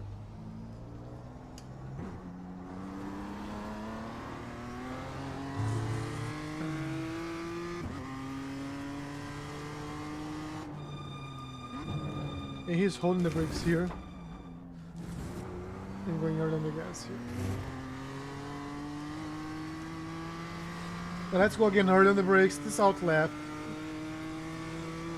So early on the brakes. And here he's just like holding the brakes until here. That's when he goes on the gas. He holds the brake here.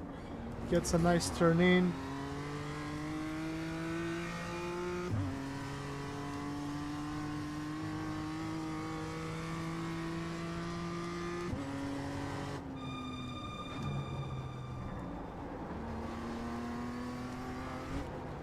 No, too aggressive.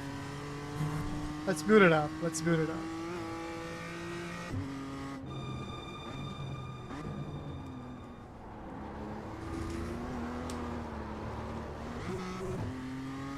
Okay, so better posture.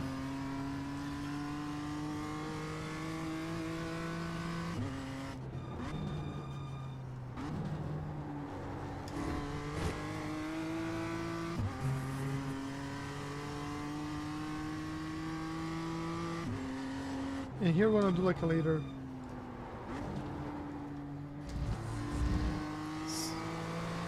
over slow down. That's why I clipped the curb. That's okay. We're gonna let a little bit looser next time.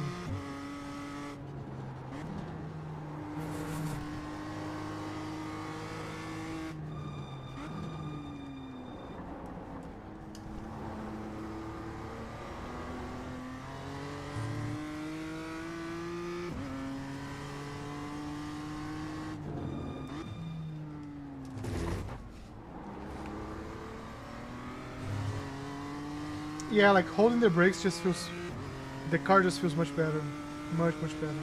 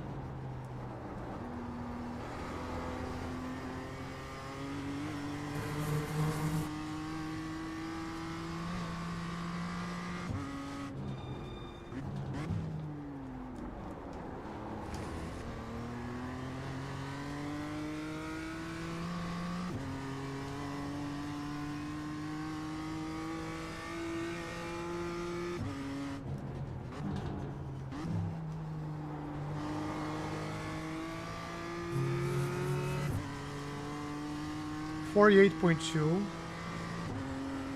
The first one, it's okay.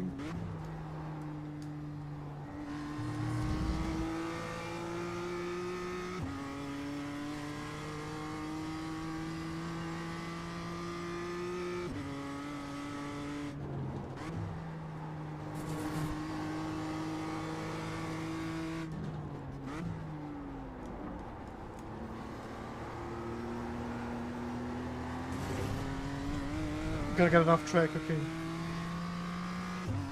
Too early.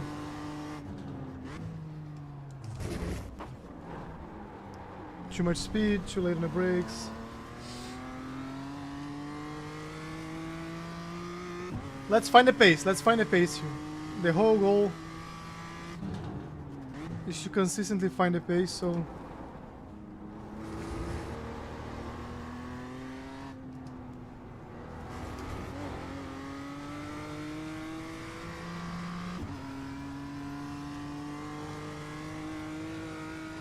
Now let's relax, like let's take the pressure out.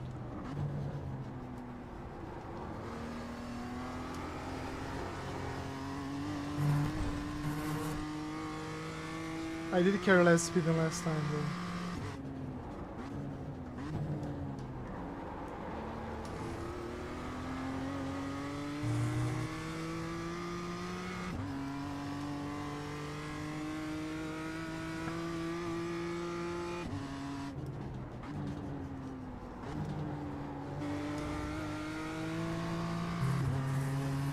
It feels much better doing on third gear. The car feels more like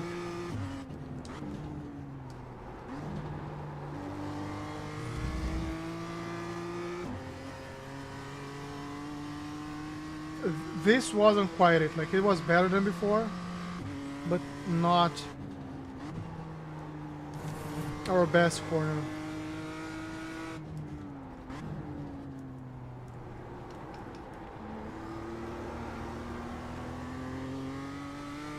It was good.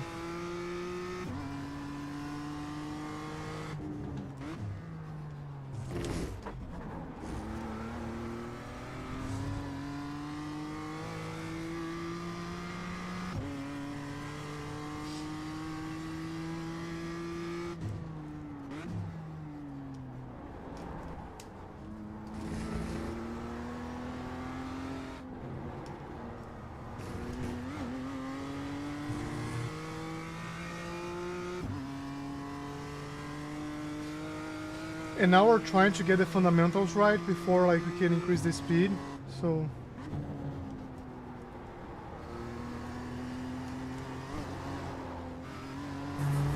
we still have to work on that corner. It's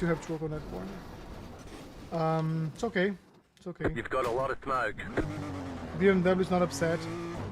They have another car.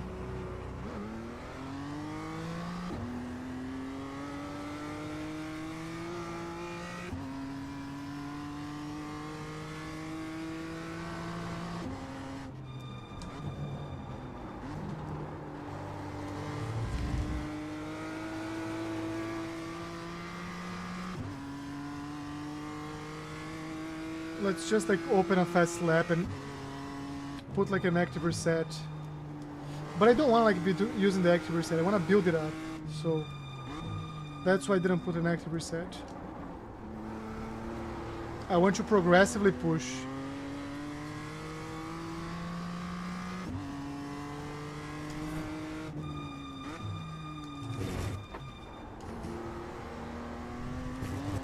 Oh, off track.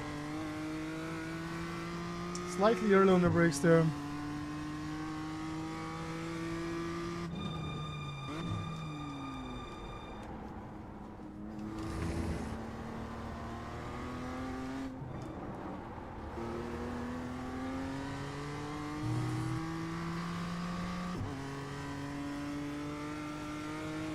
We have another half an hour, so like maybe 15 more laps, 16 more laps.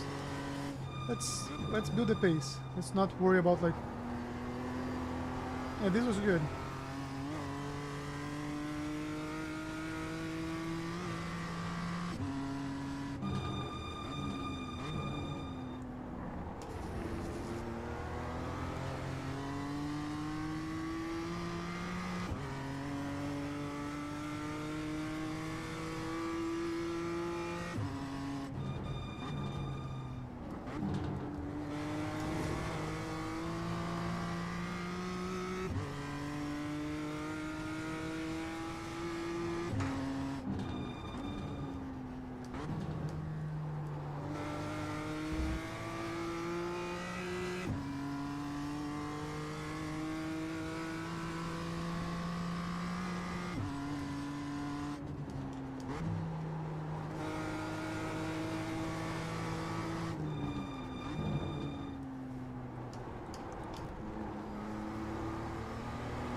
Yes, that was good. That felt good.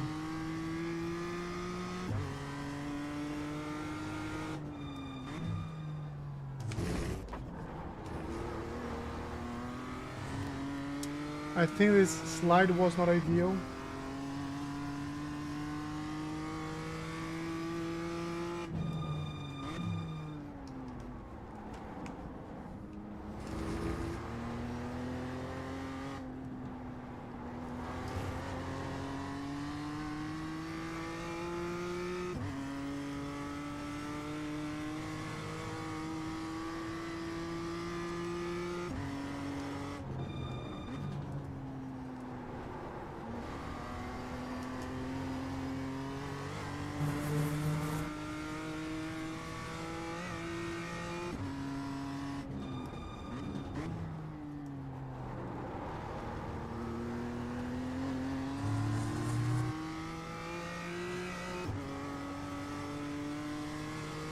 Okay, I think we're doing That was your fastest lap of the session. a couple of things right.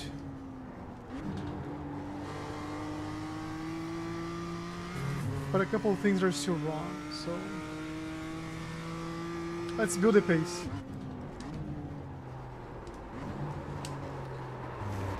Yeah. Hold, don't crash, don't crash. And this is me like trying to turn in later, not braking enough. I don't have to change my brake pressure. If anything, I think it's going slower on the entry.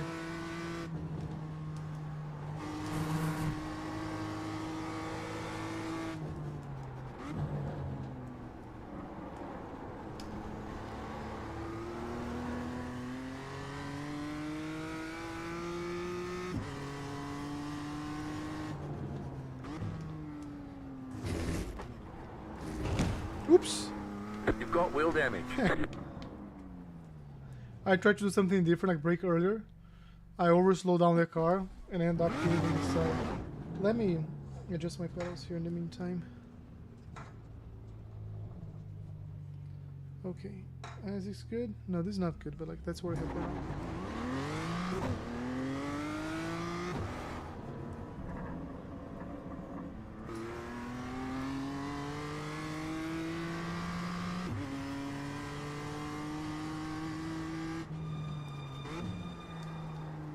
Like this is what I want you to do. Be more straight there. And go on the gas like very assertively.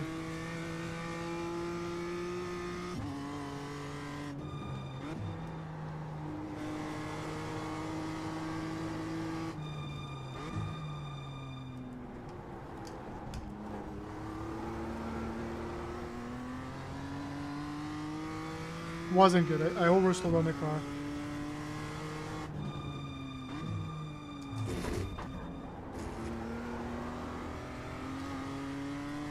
So this, whenever like it slides to the side, I'm losing time.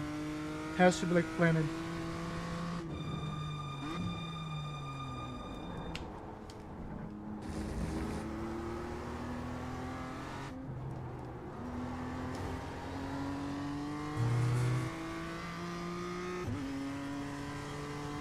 And this is just our outlap, right? So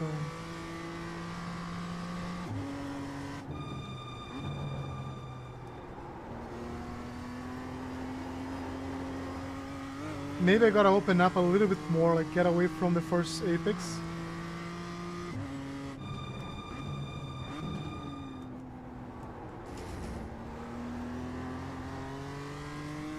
So let's go.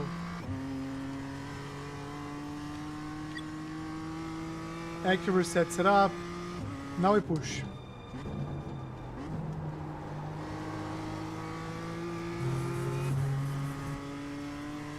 Now we push.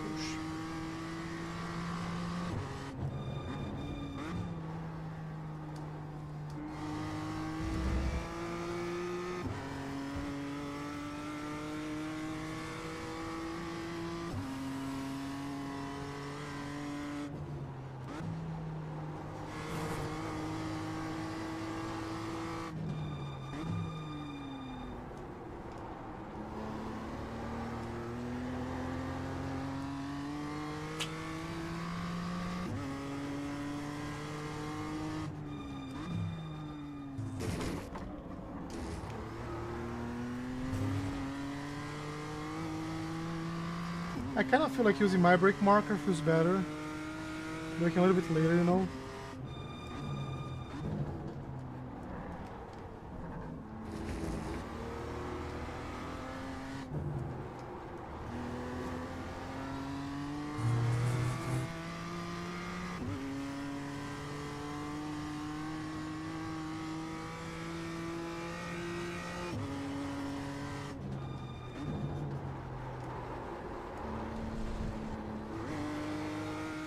I tried like a different line, didn't work. It was quite a good lap, like not like in line with our fastest laps, but it was better than the fast lap of this session. Let's try it again.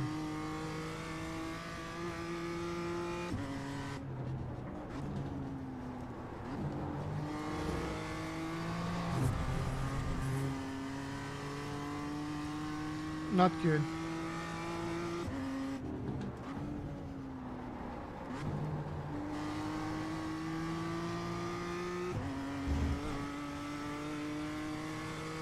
Good exit.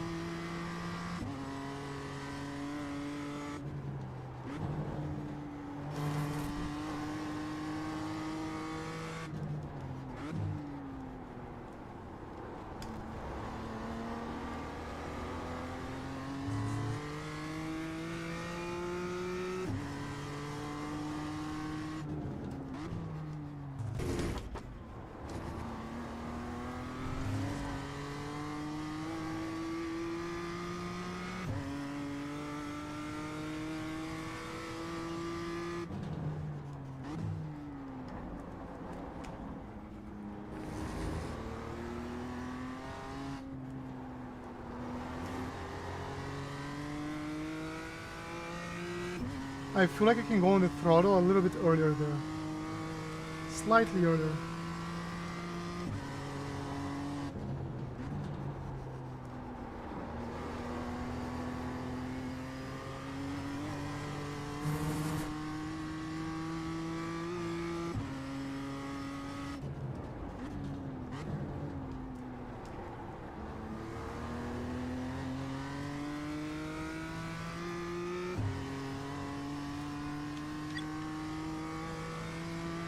You've just set your fastest lap of the session.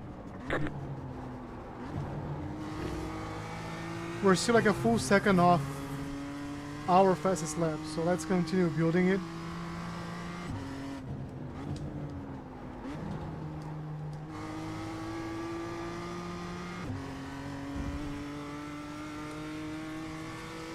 Let's just continue building it up, pushing.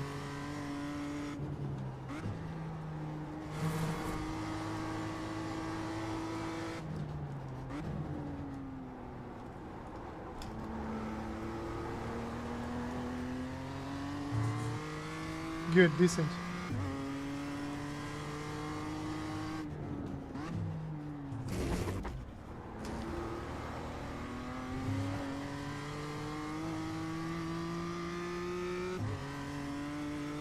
Maybe brake a little bit harder.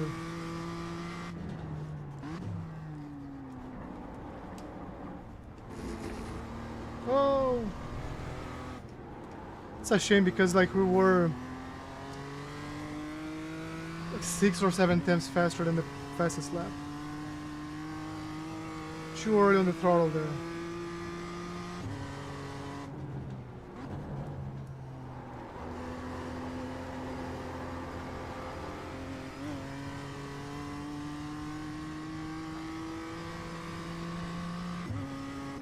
Too late.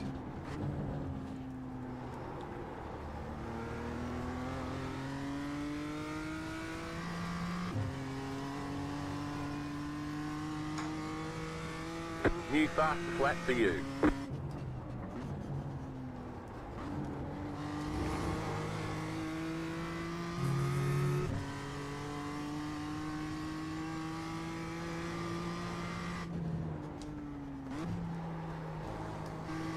Missed the apex. Let's just like reset this lap, okay?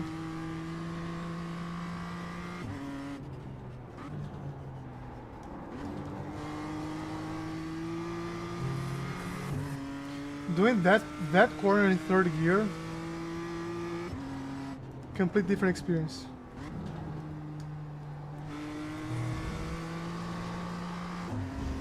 I think I went too early on the gas, they're too hard. So, costing me some time.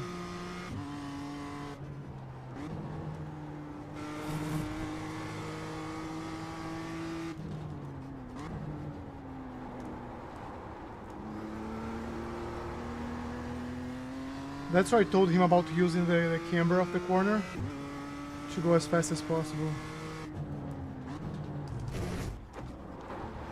No, too aggressive, too aggressive. If you cut the cord, you've got to slow down and give up that time.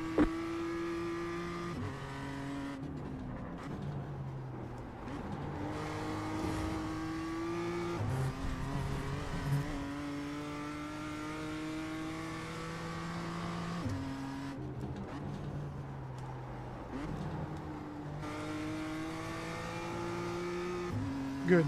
Not perfect. Craig Walder said, "This track is very tricky." Yeah. I agree. But I like it. I like this one more than the other one, to be honest. I feel like whenever the track's more demanding, like this, the more we learn. And the better the races are. Because now like you're racing with good people and not like the crazy people that we usually race against. Because it's harder to be faster. Right? It's harder to be faster on this track. On this layout at least.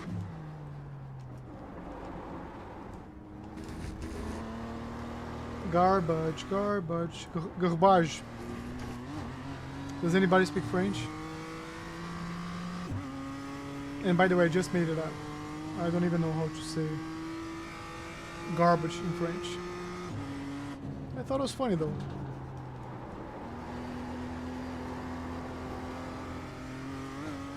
Just like lost a lot of time there.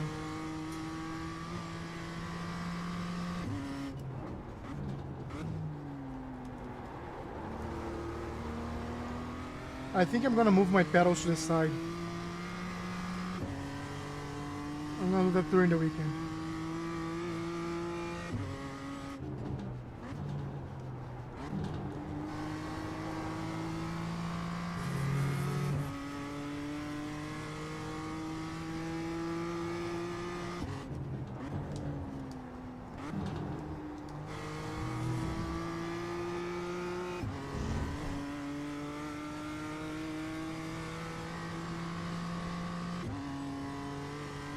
It was just like, yes.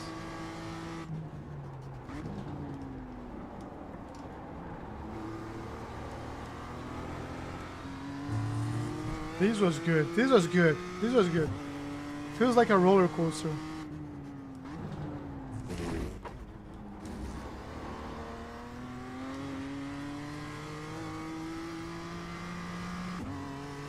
I have to find like a different line that doesn't like bounce the car as much, honestly.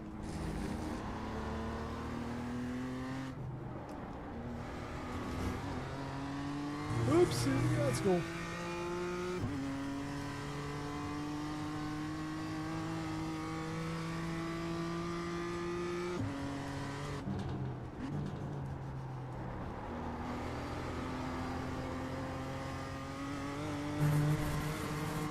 Good, that was a good exit.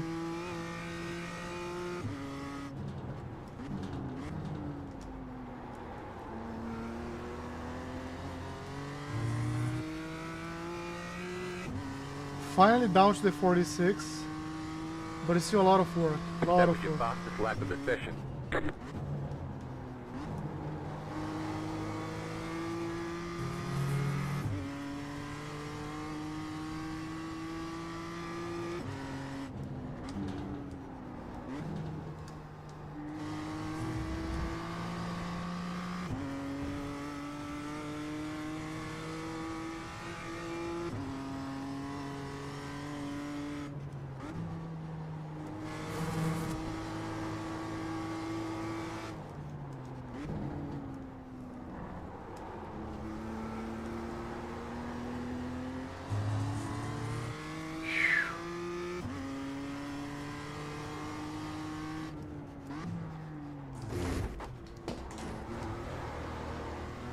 Yeah. It felt less bouncy, but it vibrated more. My phone fell like somewhere here. I saw a video of a guy like losing his tooth because he was looking for his phone and someone crashed into his car and the wheel just like snap. My phone is super far, I can take it. But it's not gonna go anywhere. It's not like my phone can go anywhere.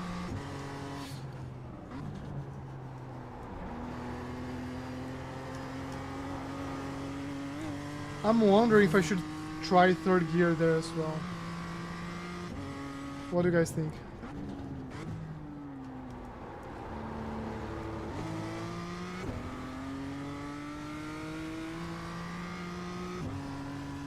I think I'll try third gear.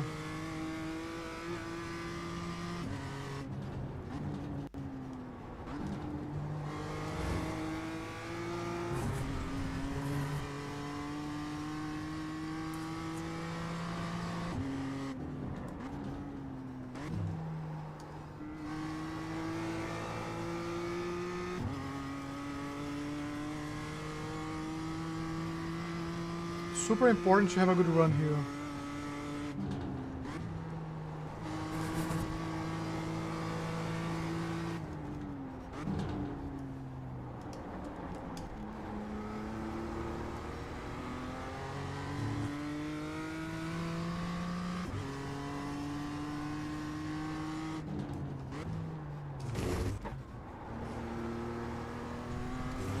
Ah, off track. Hold a little bit longer the brakes, just a little bit longer. But felt like this line is much better than the other one. Oops.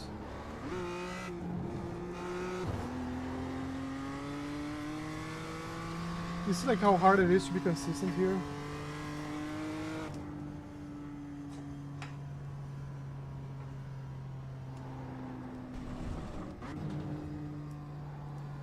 Trying to get my footrest here in the right place.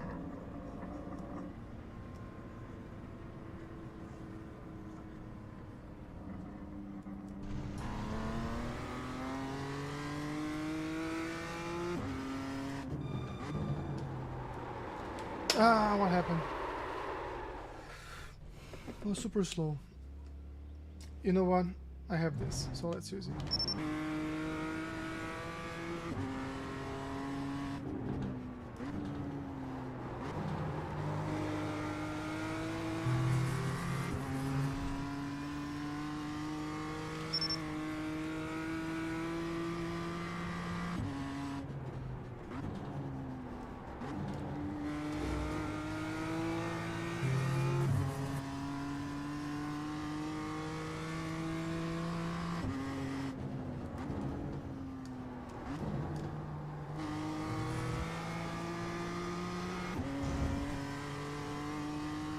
Not bad.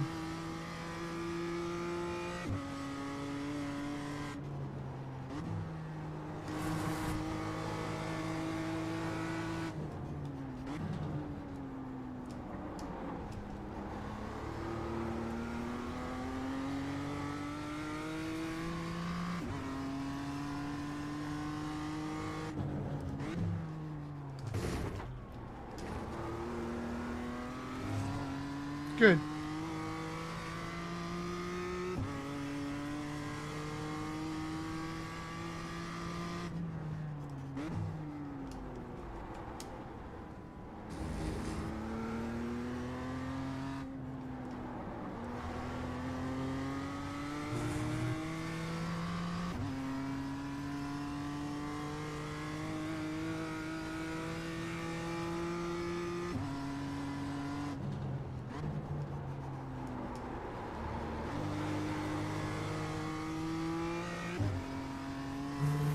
I lost my confidence completely in that corner. I have to.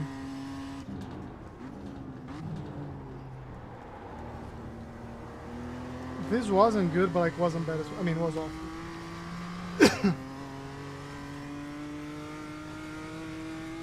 5 more laps. Let's go.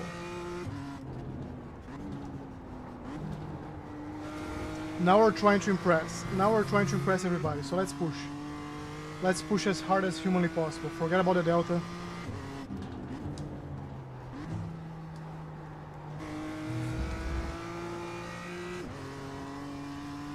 Let's keep just push as much as we can, okay?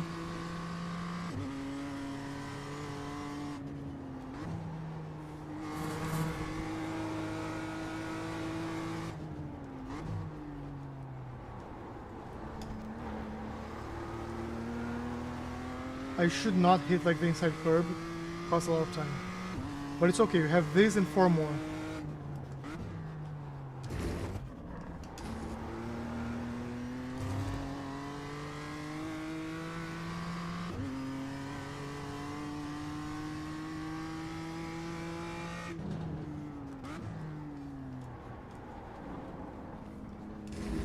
Over slow down, for sure. And I feel there we want to go super early on the gas, super early. So let's get more rotation earlier.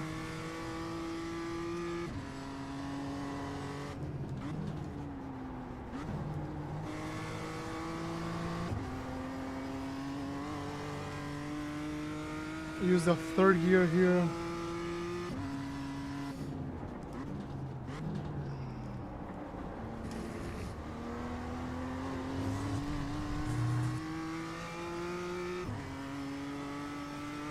Alright, 4 more. There's a 7.6.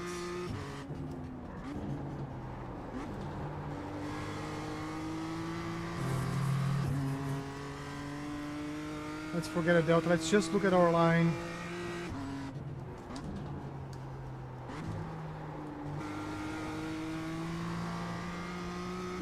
I still have to open up more and get like a better cut, which means turning in deeper, even deeper.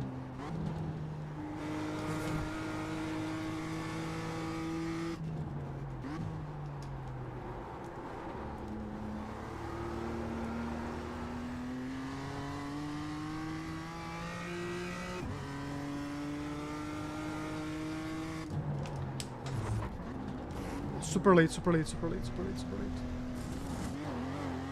late. Okay, that's 4. 3 more.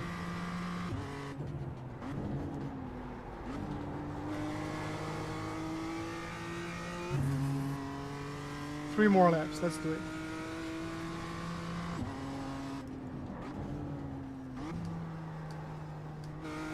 This was not late enough.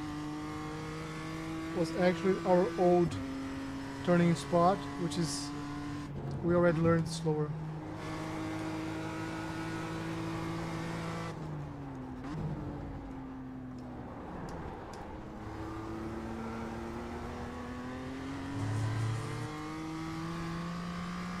I have to trust the grip. I have to go to 0 to 100 there.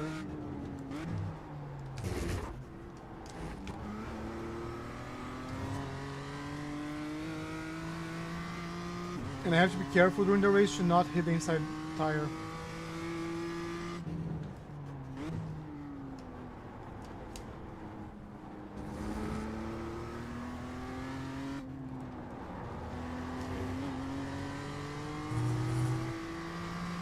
I feel like that was good. That was good.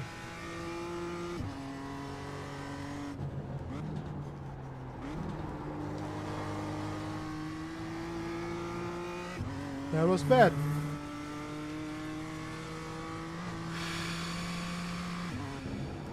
Two more.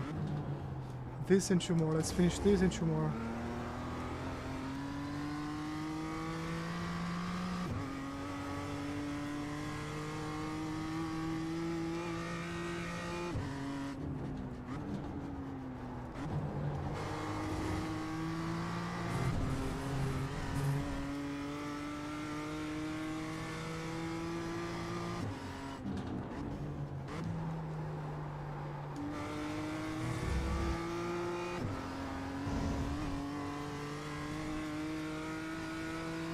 Mixed feelings about this one.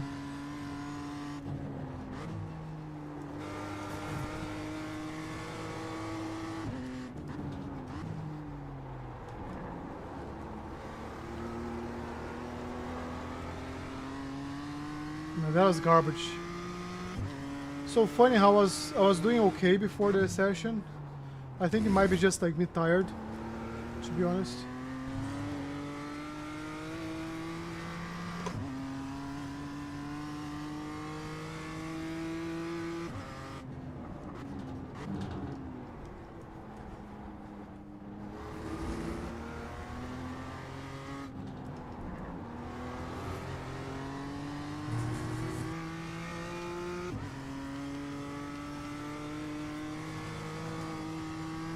The last lap will carry the delta.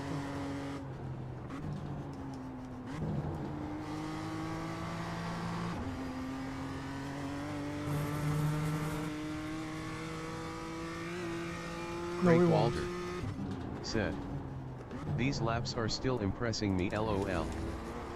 They're slow though, to be very honest. This lap's like 2 seconds off pace.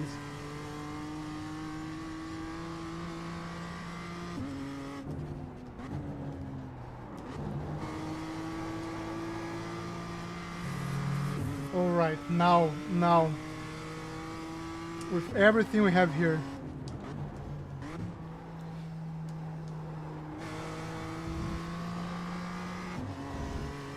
Just go, just go, just go.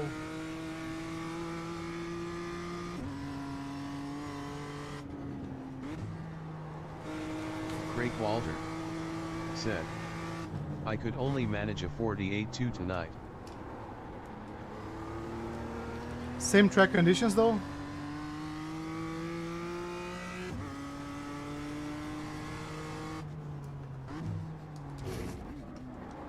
Yeah, garbage, garbage, garbage, garbage. It was a good lap. Was it? No, it wasn't.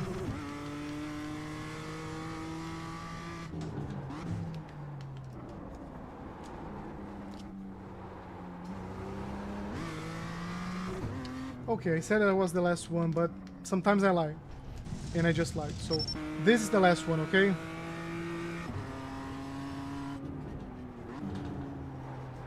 Place your bets.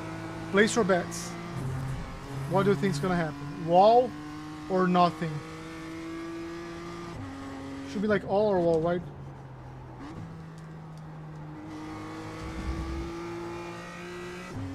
Craig Walter Let's go, let's go. said, probably not. I just fire up a test. I'll go over telemetry tomorrow and try to close the gap. Yeah, it's hard to compare like if Walter you have different conditions. said, Because you might be like I in a think much you'll slower blow track. through the first chicane.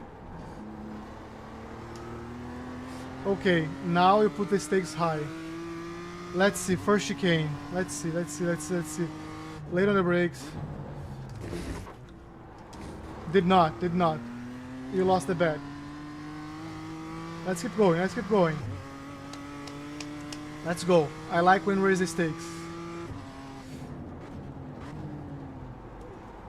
Almost blew past the second one.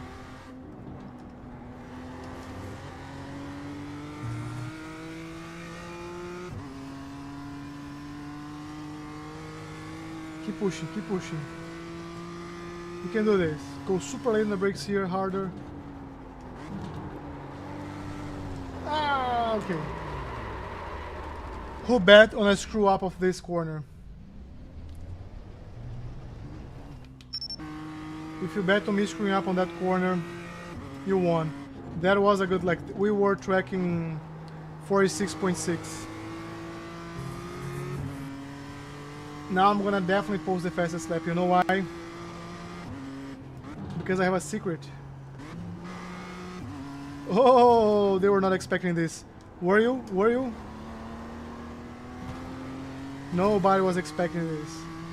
Slow down. You got a penalty for cutting the cord. Doesn't matter, doesn't matter.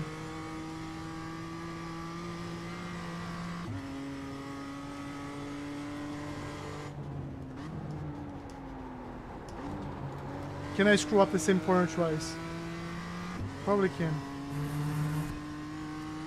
So...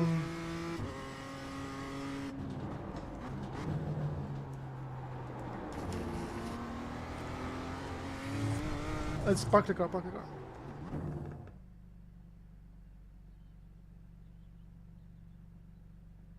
They're showing us the black flag. Why? You cut that corner. They're gonna hold you for a while. Craig Still wanna be Walter faster. said, They're that is showing a us the short black slowdown flag. for the You cut time that saved. corner. Maybe you They're found the gonna hold you for optimal a line. while. LOL. Pit boxing. 10, 5, 3, 2, 1. Probably, Right here. probably. I thought like earlier today when I did this for fun, I thought about like creating a Smurf account just to try it. Because I won't get like the DQ. I'm not gonna race, guys, but I wanna go there and put like a fast lap. So let's register, open the sim, and then deregister.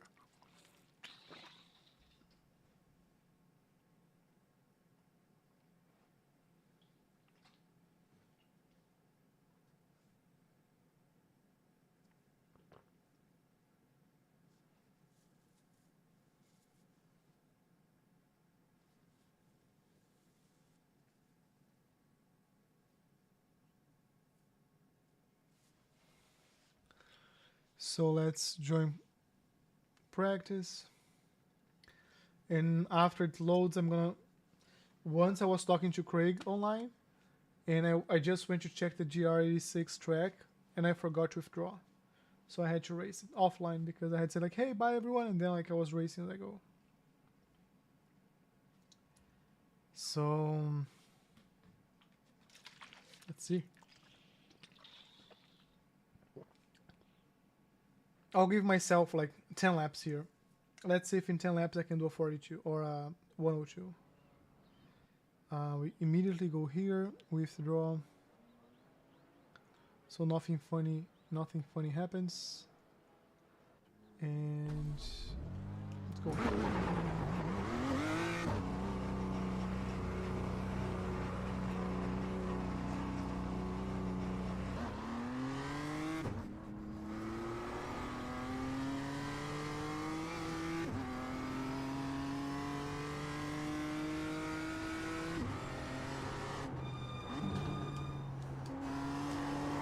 Oops.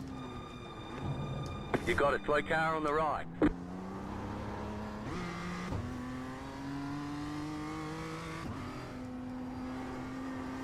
Let me tell people they're alive. Maybe we have someone else joining us for the next 10 minutes. So 10 laps, okay?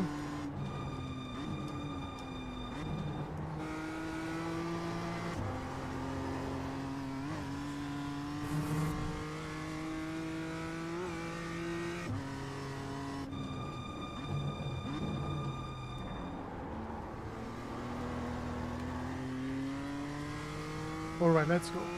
So this is lap number 1, let's not lose count.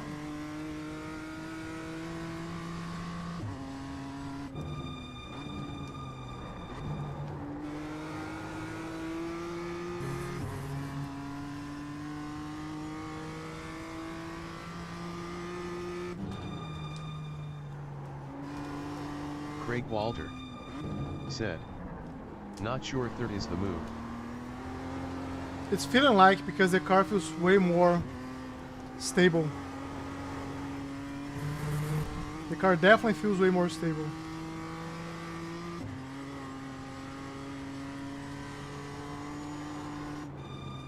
Oh, awesome. Yeah, do it.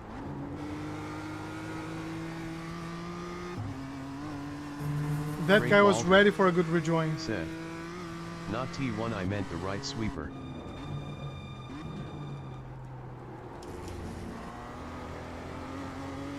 Okay. Let me see.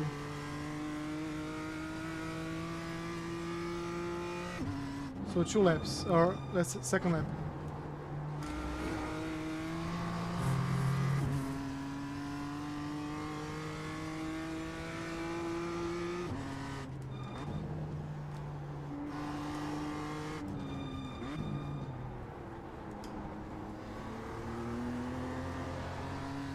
This one.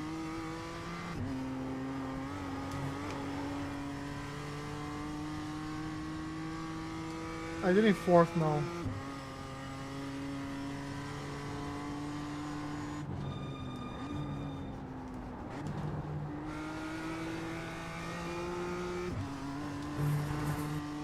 Or the this one, okay. Craig Walter Gotcha. said, at the top of the hill. Yeah. Sometimes I'm just a pretty face, I'm not that smart, so. This was a good lap until I made the joke and I lost like 3/10. Keep pushing. Just set your fastest lap of the session.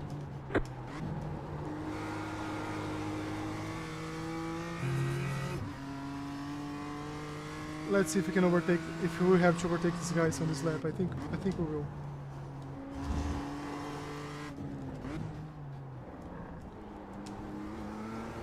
One is gone.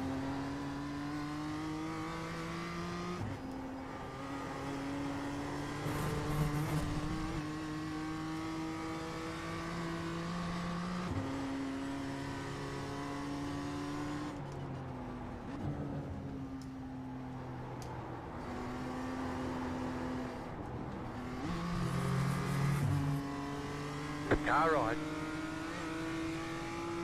Clear. And there goes like our lap 3. Great rejoin, like a reverse rejoin there. Someone is people are crashing left and right. Lap 4. Let's make this worth the audience here. Okay, much better.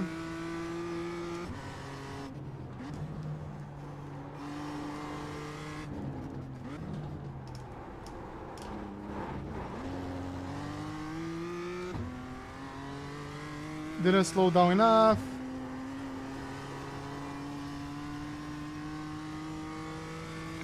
I don't know if you can see what the guy is saying. Like, this car is crazy. Who gave him the keys to this?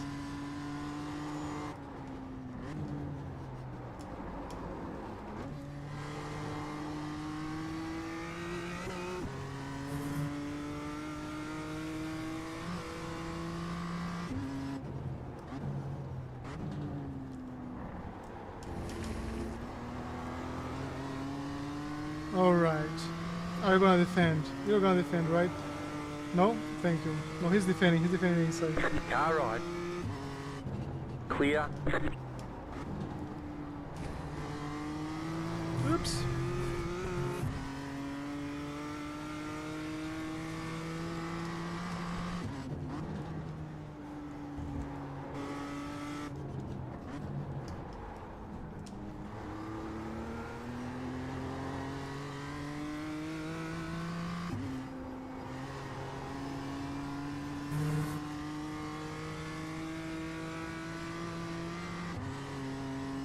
So I do think like we're not getting any fast laps today because of fatigue. Like I practiced like for a good 1 hour before the lesson,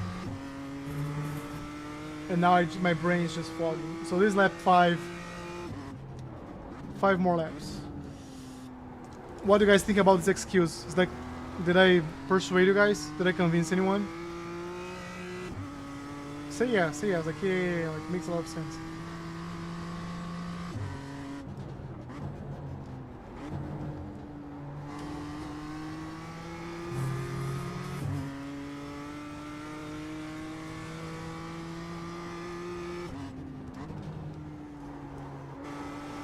Wild Slothman Hey Patrick. said, "Ugh, yeah, sure." Yeah. See. I do not need the truth. I just need like to feel good.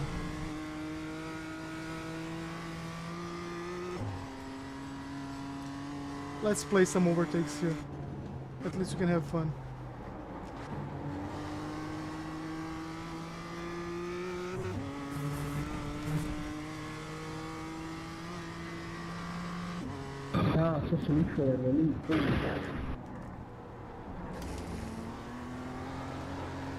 Your mic is garbage bin. Car on your left. Clear.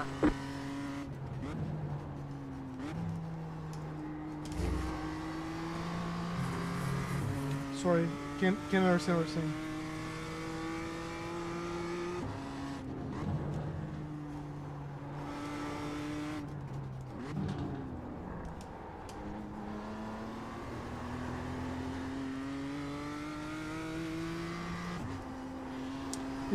Is anyone counting the laps? Because I'm not. Like I think we have this and 2 more. I think this lap 8.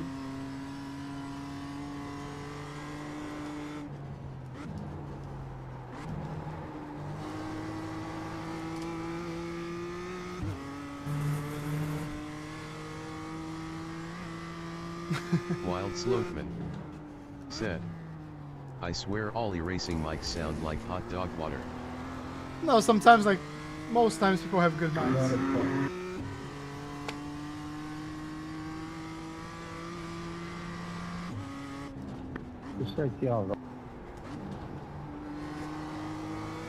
Right side. Clear.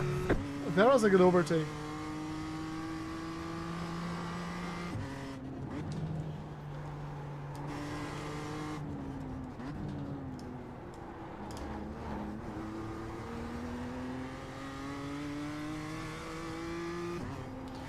So this and 1 more.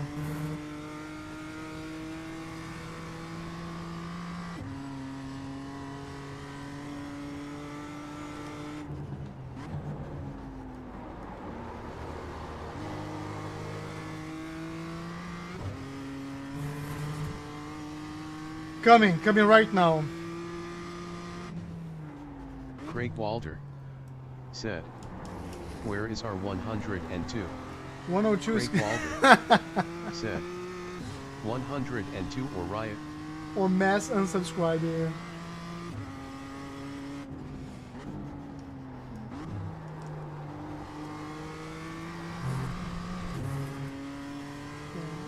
Let's see.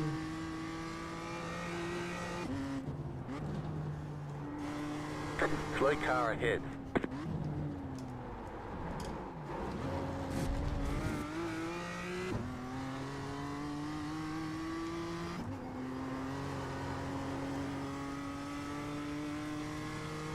Well, 102 is not coming this lap. I can guarantee you that.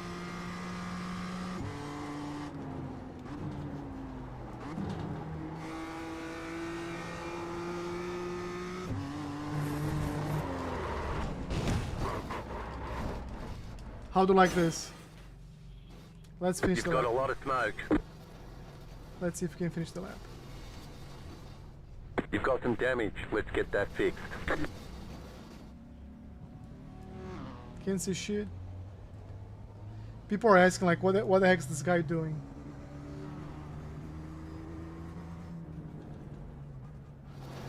But Craig Walter, I have my pride. I'm gonna fish. I'll accept the crash out as well. It's all or nothing, right? At least I wasn't like cruising. I was pushing. Let's cross the finish line, guys. Yes, there was like a 129. There was a 129. Good stuff. Amazing stuff. Amazing stuff. Let's get out of here before this breaks our hands. All right, that's it for tonight. I'm glad I'm not racing because it would be like demolishing our iRating. Tomorrow, 10 p.m. Eastern, we come back for our Formula Friday. A lot of people are asking us to do. I mean it. Like sometimes people say like, "Oh, a lot of people are asking," and like nobody's really asking. You know, like you go to Instagram and like a lot of people are asking where I'm traveling, like where I'm going to. Like nobody asked. Like, not even your mom asked. But in this case, it's true. Maybe like 2 or 3 people. So a lot of people are asking what we're racing tomorrow. And tomorrow we're gonna go to our beloved Formula 4, Suzuka. First race is gonna be, I think it's gonna be 10:30. So we have like good half an hour to practice and pretend we're gonna have a good race. I like this track. So let's see how that goes. And so yeah, that's it. Tomorrow, Formula Friday. Saturday, we'll go back to Oulton Park for last few races. And I'll catch you guys tomorrow. Thanks for joining the stream. If you haven't joined our Discord server yet, it's in the description. I always dream about doing like something like this. It's in the description. And also feel free to subscribe to the channel and like the video.